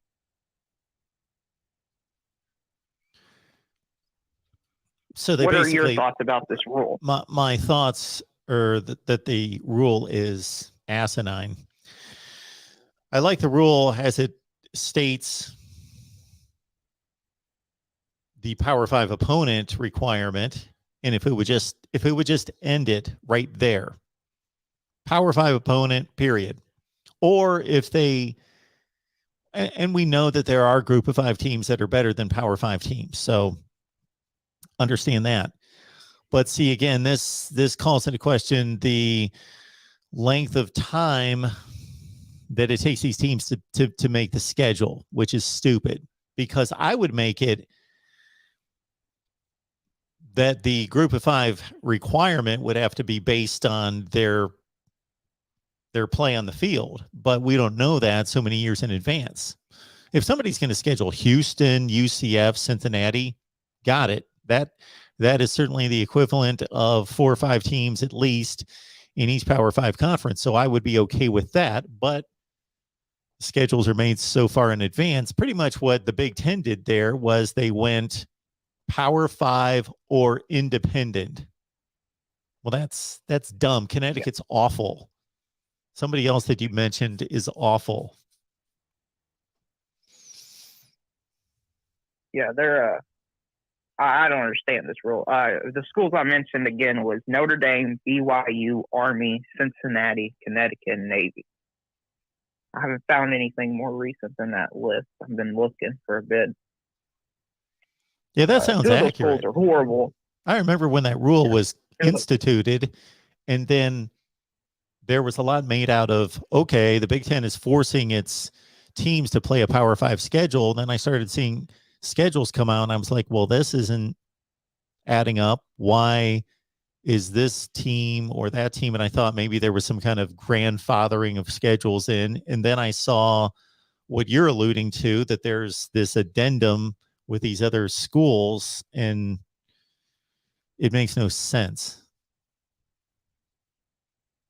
Well, it's just another example of the Big Ten and their knowledge on another level we can't comprehend, like them being the 7th best conference in college football. Yeah, worrying about being the 7th best conference, and certainly not understanding or being too logical in their approach to the pandemic and when they could play and when not play. That made no sense. Hey, Mark, but something else I'd like to bring up is you asked me during the Michigan show you had to bring up my comment that Alabama and Ohio State is closer than the gap between Ohio State and Clemson. So are you talking about today? Are you talking about all time? I'm talking about all time. Okay, all that's time what I thought. Mentioned in the comment. Well, considering that, issue with it? Well, yeah, I've got an issue. I reread it and didn't have as much of an issue, but when I initially read it, I thought, well, isn't that an obvious statement? For one thing, I don't know that anybody can make a distinction between Ohio State and Alabama all time, unless they're really riding on national championships. And if they want to, that's fine. I think that's a flawed statistic, but if you put it all together, they're razor close. So I'm not going to call Ohio State the greatest college football program of all time, nor am I going to call Alabama the greatest program of all time, because again, I've gone through the measurements and even put context to the measurements. So I just don't go by sheer numbers, but if you put it all into context, I think it's just razor close. And if somebody wants to call in here and say Alabama is the greatest football program of all time, I will not debate that in any such way. I will give it opposing sides just to have a discussion. And if somebody called in and said Ohio State's the greatest program of all time, I would, again, not argue that. I would argue that. I would argue against it, just, again, to have a conversation, but I wouldn't say that they're wrong. But Clemson's down. Like, to say Clemson's not close to, I think your comment was, you were making a statement that Alabama is the best program of all time and Ohio State's closer to them than Clemson is to Ohio State. Well, Clemson's like 15, 20 in that range. Well, yeah, I would agree about that. But sometimes, Mark, the obvious has to be said, because what me and you may seem as obvious may not be obvious to other people. Like, for instance, you have somebody that says in your chat that Nick Saban is washed, for example. Well, yeah. So sometimes you got to say the obvious, because you can't assume anything. Or wasn't Steve Dace trying to say like a few weeks ago that Michigan this year might be better than last year? Steve Dace. Yeah, you're You the said guy you Steve do the Hayes. Tuesday show with. Yes, he fully believes that. Yeah, I thought he's. Yeah. Again, sometimes the obvious has to be said, and that's not going to happen. Sorry, Michigan fans.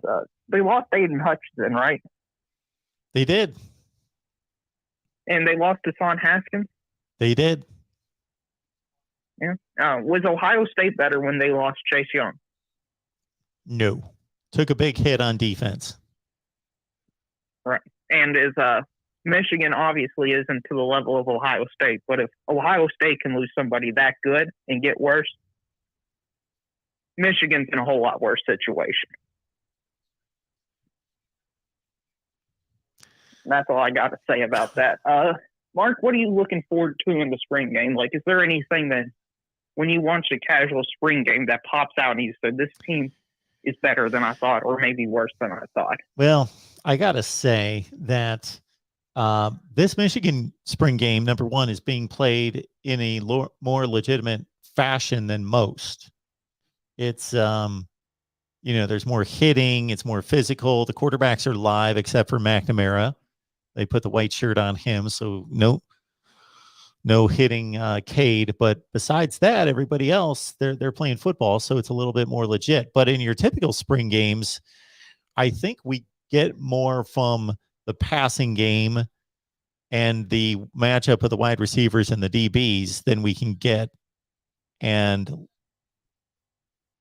validate or legitimize from the other positions, because it's almost game conditions. It's almost like 7-on-7 to a certain extent, a wide receiver and DB. You see who the better player is in those matchups. So I think we get a lot out of that. I got to say, I miss football so much from the end of the regular season or the national playoff championship game to the spring games, is that, spring games, let's get excited.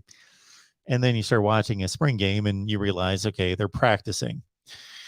So I don't know that there's anything that I'm going to gather from this.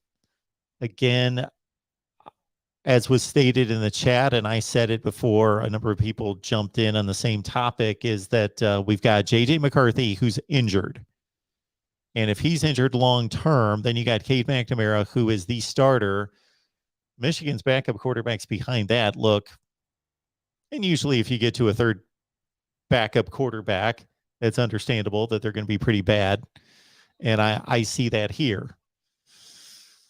But the guy that got the ball most to start the game, Donovan Edwards, is a guy that I'm excited to see play a lot for Michigan, because he's their best hope for a game changer.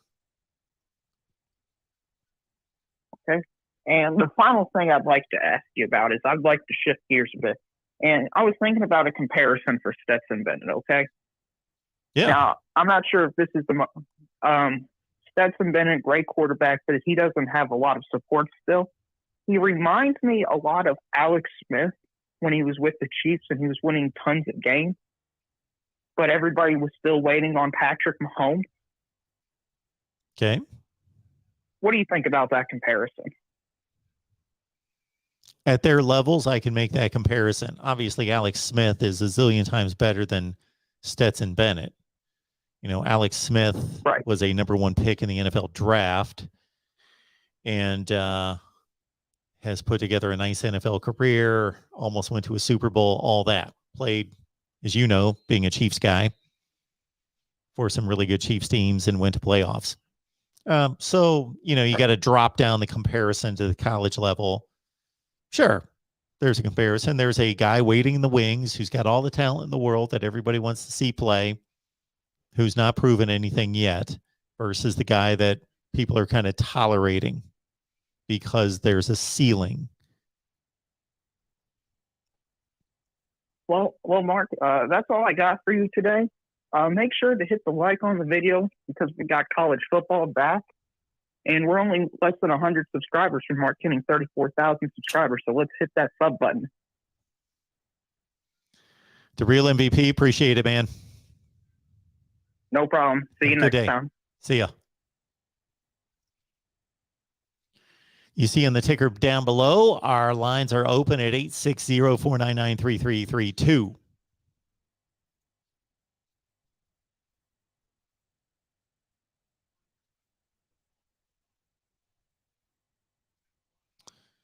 Exploring with Ben, you going to do an Oregon spring game show stream if I can find it anyways. Hey, if we can find it, anything we can find, I will do a live stream. Although I did not do Syracuse on Friday night. I was busy on Friday night. I did not do Syracuse on the ACC network, and I'm sure that let so many people down that wanted to see a Syracuse live stream. But we're going to be here every Saturday through the 23rd for sure. I'll have to look at the schedule for the 30th. And there's a smattering of Thursday and Friday games. I don't know if we're going to be able to find those, but if we can, we'll be here.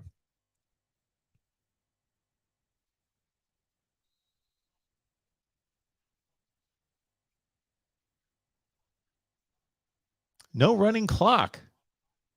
And again, stakes are on the line. Stakes are at stake. Harrison with a catch for Michigan. Alan Bowman is still leading the Blue offense with a 5-point lead, nursing the 5-point lead. Now, what happens with Cade McNamara? Does he get a stake? I guess if you win the Big Ten championship as a starting quarterback, you're secure with a stake. So he couldn't be a loser in this game. It's got to be getting a stake.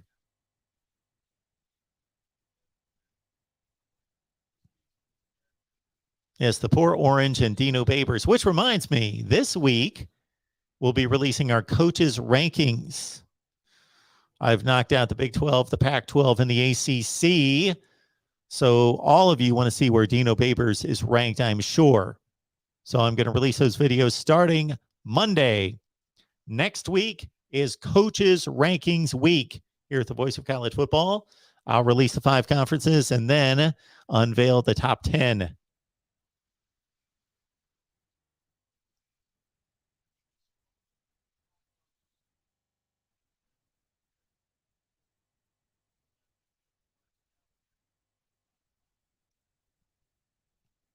So the play-by-play guy suggested that Cade McNamara eat with both the winners and the losers. Eat the steaks, but the hot dogs as well. I'm guessing that these guys are eating at the same time, so that might be a bit difficult.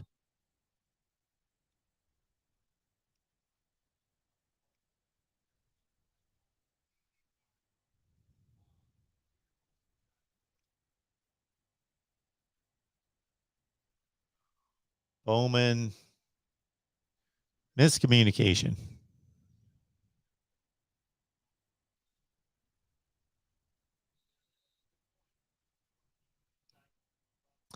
And as you see in the ticker down below, our phone lines are open at 860-499-3332. I will also remind everyone that we would love to know who you root for. So hit me up at MarkRogersTV at Gmail. Who is your team? We are keeping a list. We are keeping track. I would love to have an accurate count on our fan base distribution here at the Voice of College Football. All right, Bowman going deep on this one. What happened? Yeah. Miscommunication. Classic case of that.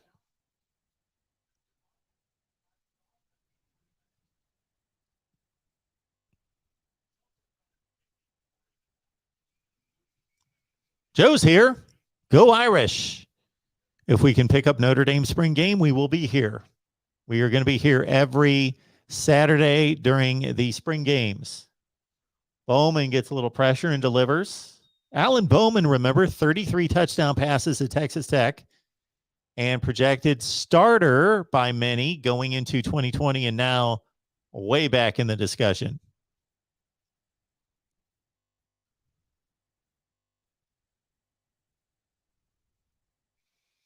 Ferris, of course, ESPN has a contract with every major conference. They've got a contract with every conference. Every conference.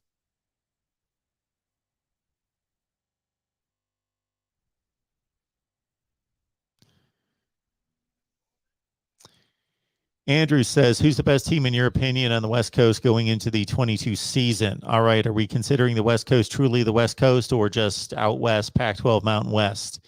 If that's the question, then it is Utah. But that's a good question because we also have Oregon, USC in the mix. And I think that's a close call, but I'm going to go Utah as well. Cam Rising's coming back. We saw their offense really generate yardage and points against a porous Buckeye defense, but still an Ohio State defense. And they played so much better once they put Cam Rising in the lineup, replacing Charlie Brewer. They were just a different team after about week 3. So they do lose personnel, and we will talk more about Utah. And yes, that's a huge game. I believe it's September 3rd, correct? Is that not the first Saturday?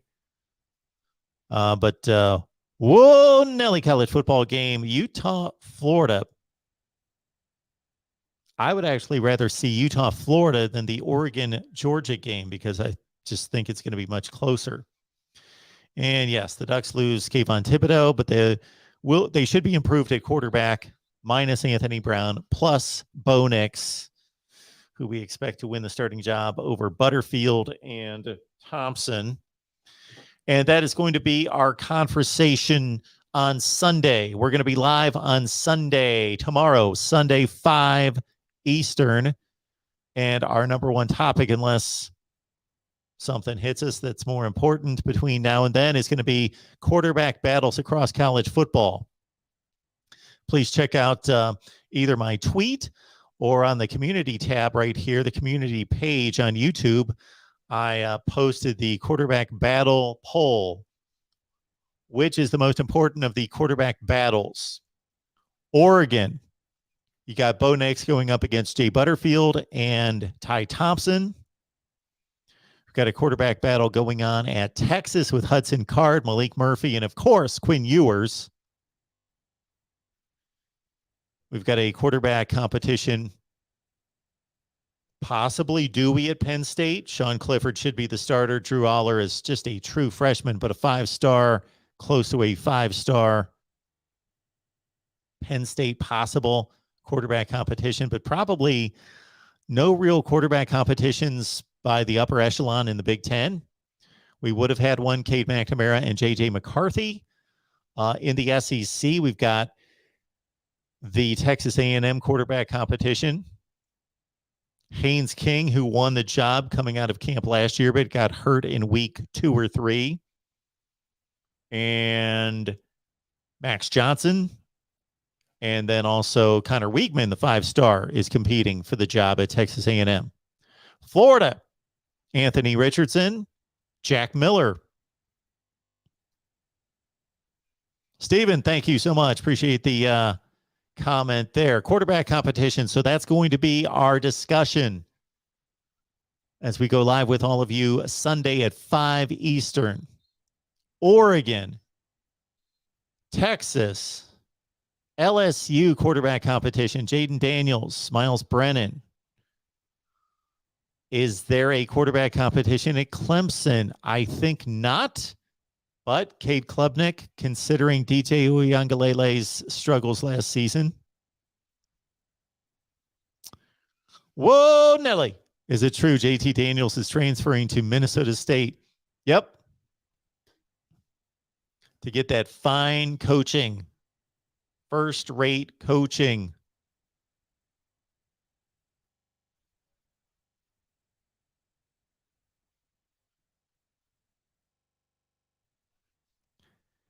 Of course, Andrew, appreciate you being here. Who do I think will have a better defense this year, Utah or Oregon? I haven't really dissected the personnel, but off the top of my head, I believe that Oregon had an exceptional defense last year. And even though they lose Kayvon Thibodeau, most of the pieces are coming back, and they picked up some key transfers in the secondary from Colorado, and I'm missing the other one.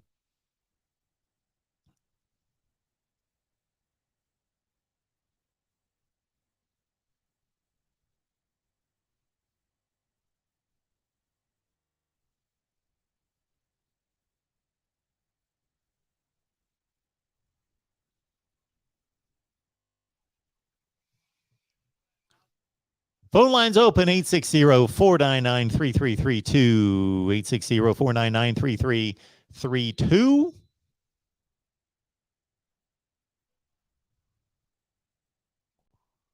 Rob knows the deal. Someone call. Keep Mark on. Otherwise, I get kind of bored. And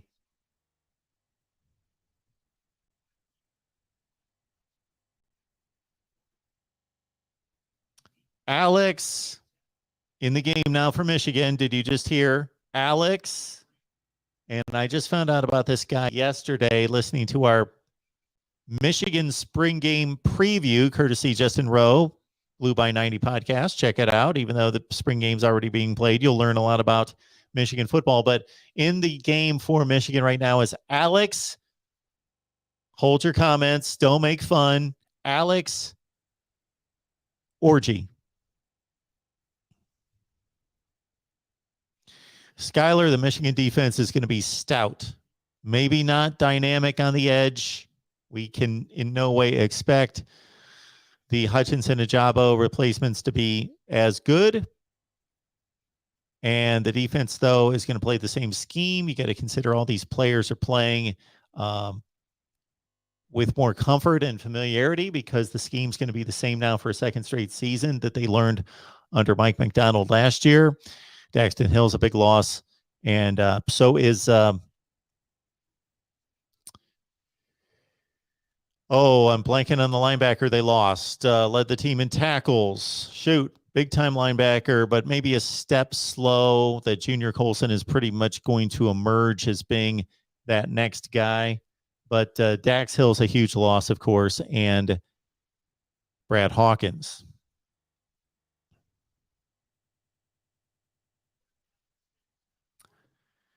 Thinking of Josh Ross, of course.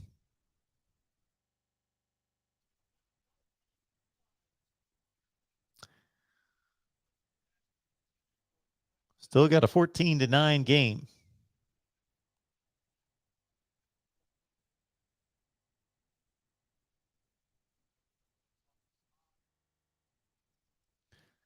Folks, we've got a West Virginia live stream coming your way tonight at 8 p.m. Eastern Time. And please subscribe to our West Virginia channel here at the Voice of College Football. 8 p.m. tonight, 8 Eastern Time. And again, Sunday at 5. She's got a helmet for us, which I guess Exploring with Ben tells me one's on the way. You can send helmets or anything else you would like to add to our set or send me at Mark Rogers, 15 South Main Street, number 1007, Torrington, Connecticut, 06790. And again, would love to get a ton of emails from everyone. If you have yet to email me with who's your team, how long you've been watching, and any funny stories you have or just interesting stories, background about yourself, your family, and how long you've been watching and how you got into college football, whatever you want to write me. Who's your team at MarkRogersTV at Gmail. And the number's down on the ticker, 860-499-3332, which when do we have a gap in phone calls usually? People are shy today. And we've got a small little gathering for the Michigan game today. Exploring with Ben. Appreciate you being here. Yes, where's the phone call from Christopher? We can talk about his proficiency rankings.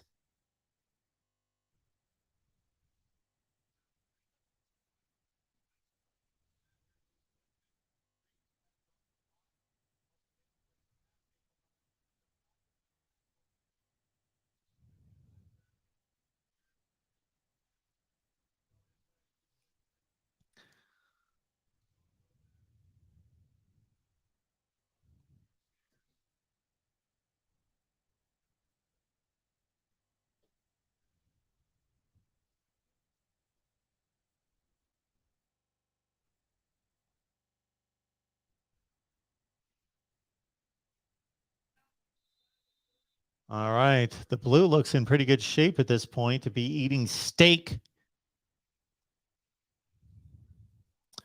Ribeyes, my steak, my go-to. Ribeye. Yeah.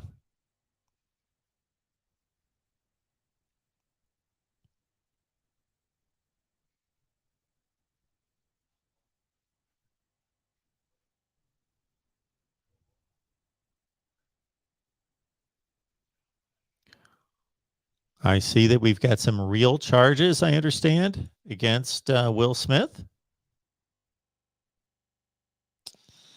For as much as I'm going to do my best to ignore that. Whoa, Nelly, the all-time king of, he played there forever, is Miami kicker Carlos Huerta. Carlos Huerta, really? Okay. I don't recall anything in particular there. You know, I would think the king of that category would be somebody now, because we're seeing guys extend to 7th seasons because if they got a red shirt, if they had a medical situation that gave them an extra year due to injury, and then the COVID year, we're looking at guys with 7th seasons. Look at big play down to the 5-yard line with Bredesen. All right. So the Blues in good shape here to win a stake. 1st and goal. Double pass on the reverse. Wide open. But Carlos Huerta, 4 seasons. Whoa, Nelly. 4 seasons for Carlos Huerta. Maybe it just seemed like forever for you, but he got himself a couple national championships.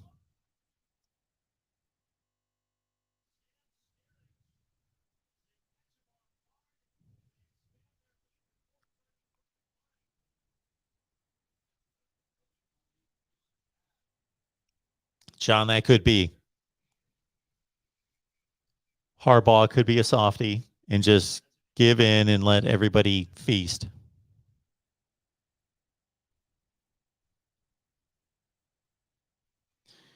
JT Barrett with 37 seasons with the Buckeyes. But yeah, now we've got guys with 7 seasons. James Skalski played 7 years at Clemson, correct? I believe Skalski goes from 2015 through 21, while it's showing here 2016 through 21. So that would be 6 years, but he might have redshirted in 2015. There are guys with 7 seasons.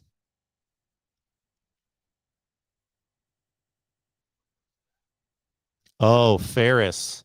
Don't do that to me today. The irate tie caller, who I guess is blaming me for the invention of ties.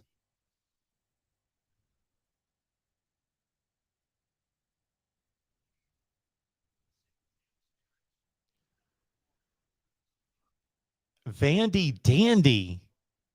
Look at this. This is what I love seeing, is when somebody steps up and they are a fan of a team that doesn't get any hype, any pub, any attention, and who, let's just say it, basically sucks.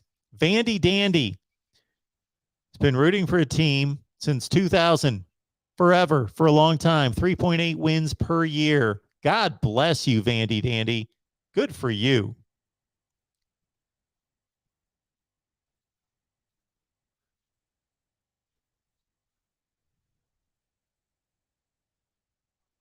I love that. Vandy Dandy. Hit me up, Vandy Dandy at MarkRogersTV at Gmail. We're taking a poll. I'm trying to get an accurate count of our fan base, our viewer base here at the Voice of College Football. Who you root for? MarkRogersTV at Gmail. How long you've been watching? Who you root for? I know it's going to be Vandy, but I want a count. I am tallying things up. I could actually go to the count and let you know where we stand at this point. Let's see here.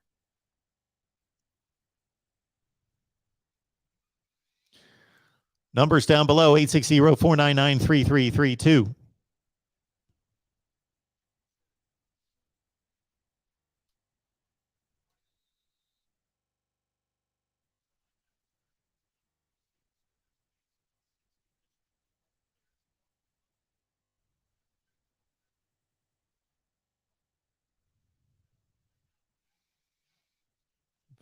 Find this list.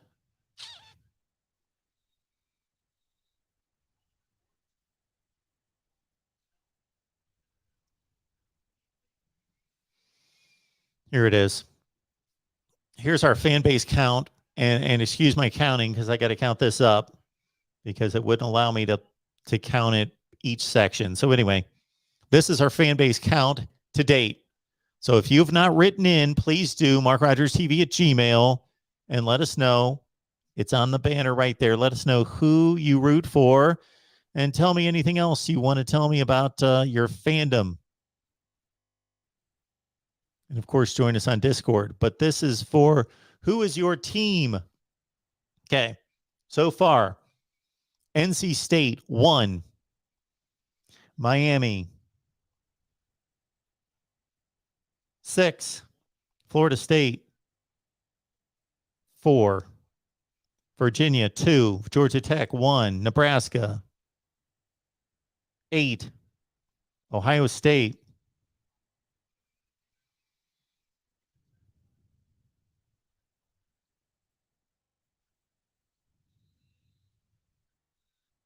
38, Michigan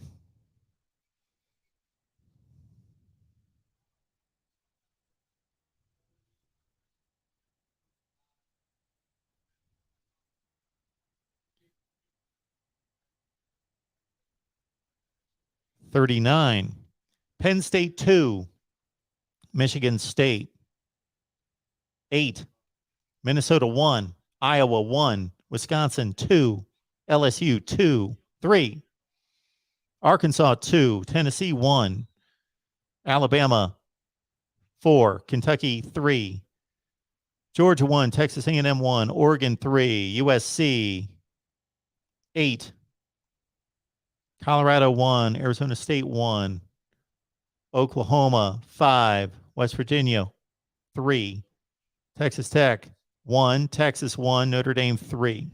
That's our count. So please write in MarkRogersTV at Gmail.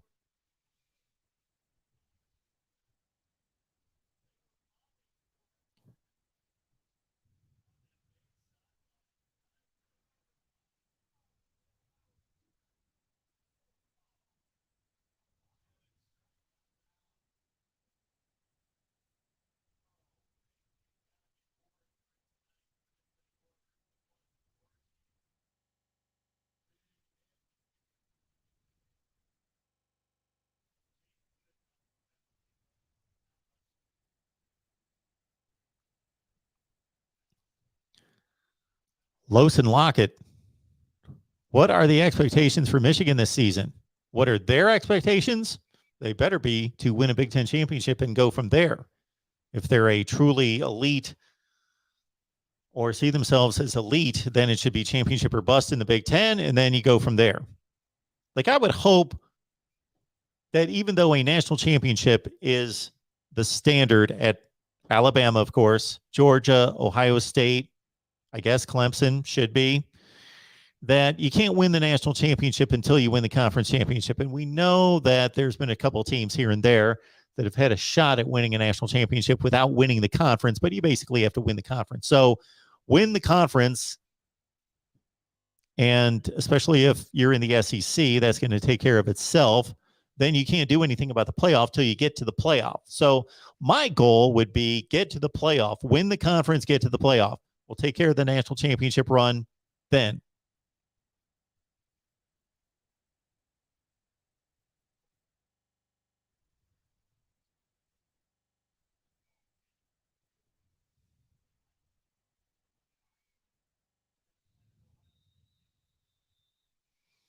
Yes, the real MVP. There is a Colorado fan that watches. They responded. I thought I had more votes than this, actually. Ohio State and Michigan are in the high 30s, around 40. And then it drops way off after that. So please write in MarkRogersTV at Gmail. Let us know who you root for.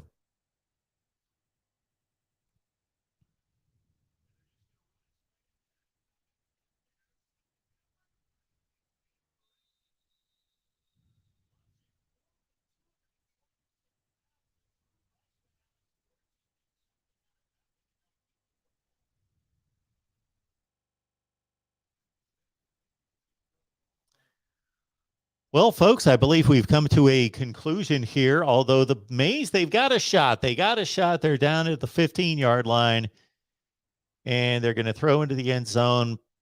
We could see an onside kick situation here. So let's see what happens with the Stakes versus the Dogs deal here. Maybe Alex Orji. I'm sure there's a line there somewhere. I'm sure he can make his play for the starting job here. Can Billy Napier bring Florida back to an Alabama-Georgia type status and program? He could. That's going to be extremely difficult to do. They're going to have to pump more money into Florida football, as I've heard that Florida, for as much as Dan Mullen was not invested in recruiting, nor was the athletic program, and maybe Dan Mullen had something to do with that, invested in spending the kind of money that those schools are in recruiting. But they've got the tradition, they got the fan base, they got the money, they got the facilities. I think I shouldn't comment on that. I don't know about Florida's facilities, but they are located in the right place in the country to win big.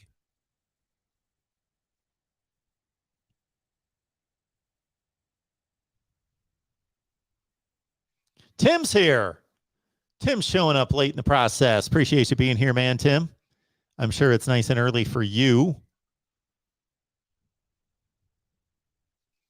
Kaepernick gets the thumbs down from Vaughn. Yeah, he didn't look ultra impressive there at halftime. His first handful of throws or so, he was throwing it where he needed to. Then they started to run the deep routes and the deep corners, and he did not look like an NFL quarterback today. The guy's 34, 35 years old, 33, 34, in that range. Let's see. And he's not played for 5 years. When you see NFL quarterbacks in that type of situation, and I understand he wasn't throwing to his guys, but when you see NFL quarterbacks put on that type of throwing exhibition with all the various routes, it's super impressive. Ferris letting us know it's cold.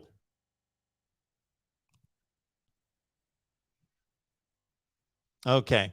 J-Dub, thank you for commenting on the facility. Substandard comparatively, but they're in construction on several new complexes and amenities. Okay. Thank you for the update there. Stephen, we will be here every week during the spring games.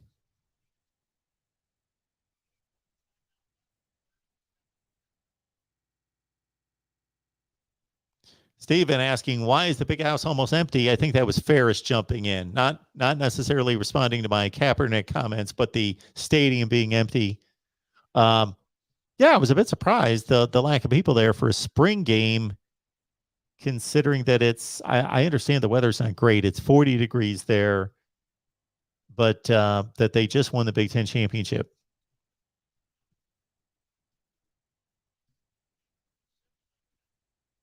Okay, so they score to make it 20-12. There's 37 seconds left. They've got an onside kick, but they are not doing an onside kick, whatever that means. What are they going to do?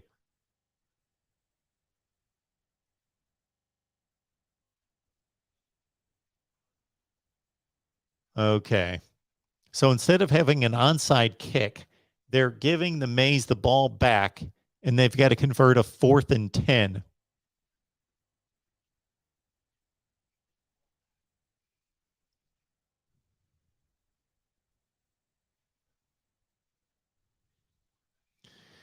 Yes, you would think so, Stephen, that Nebraska is going to be sold out. You got to hand it to those Nebraska fans. I can't think of another place in the country that sells out when their team sucks. We've seen in recent years, USC's taken a huge hit in attendance. UCLA's taken a huge hit in attendance since they've been bad. Florida State's taken a huge hit in attendance, not to the extent of USC or UCLA, but Florida State, their attendance has been down. I'm trying to think. Now, when Michigan was bad 10 years ago under Rich Rod and Brady Hoke, I know that they had a few seasons where the attendance was a bit less than what you would expect of Michigan, not the 111,000 packed house. You know, they had 5,000 to 10,000 empty seats, but I'm talking about at USC, UCLA games, and even Florida State games the last couple of years. You're talking, 50,000 people. At USC games, you're talking 30, 35,000 people. So those places have taken a huge hit. Now, Texas, I'm not positive. I haven't seen a drop off at Texas. Here we go, 4th and 10, games on the line. They got it done.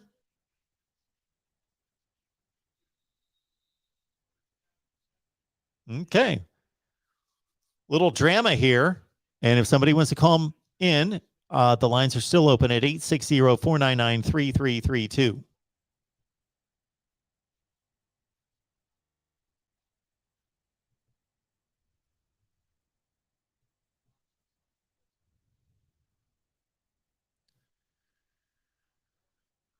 Okay. Let's check this out. 23 seconds. So they're going to reset the sticks. They should have at least 3 plays, if not more. They've got no timeouts, though. They should still get 3 plays. No, no, you can't do that. Can't do that. Now they've got no plays. 1 play. They'll have 1 play. Oh, they stopped the clock.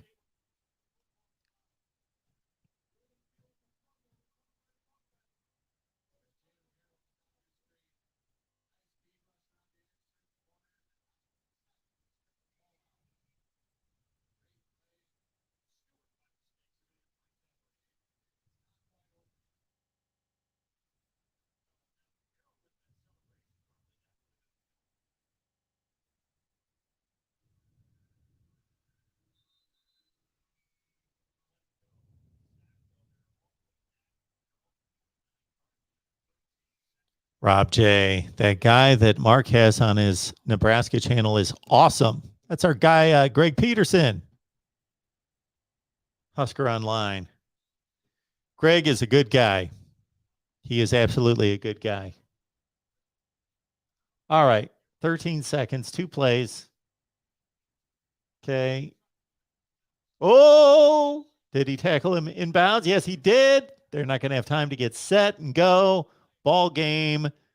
The blue. Everybody's favorite. Everybody bet on the blue, right? You had the blue. I had the blue. Blue beats the Maize 20-12.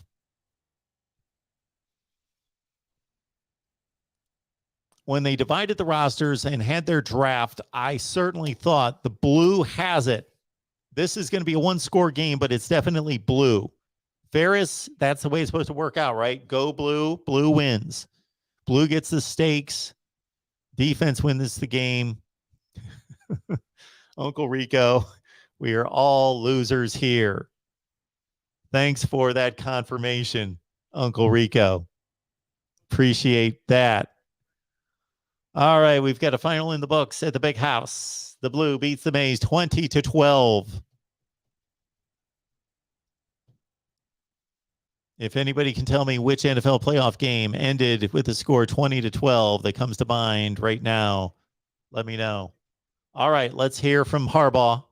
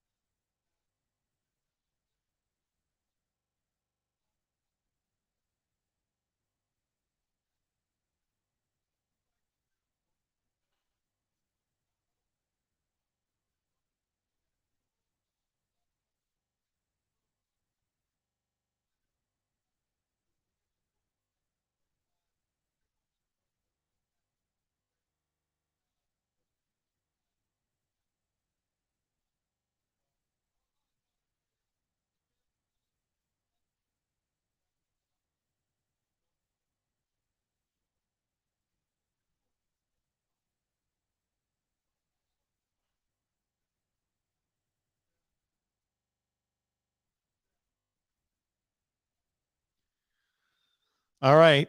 Harbaugh is going to eat with the losers. You make your joke. Take it from there. Harbaugh says he likes the hot dogs. He's going to eat with the losers. Okay. Ferris, this puts in my top 25. That actually makes sense now that Michigan has played its lone spring game ahead of everybody else. All the heavyweights. We got like MAC schools playing today. Michigan firmly entrenched at number 1 in the top 25. That actually makes sense. Well, we appreciate everybody being here. I'm going to sign off.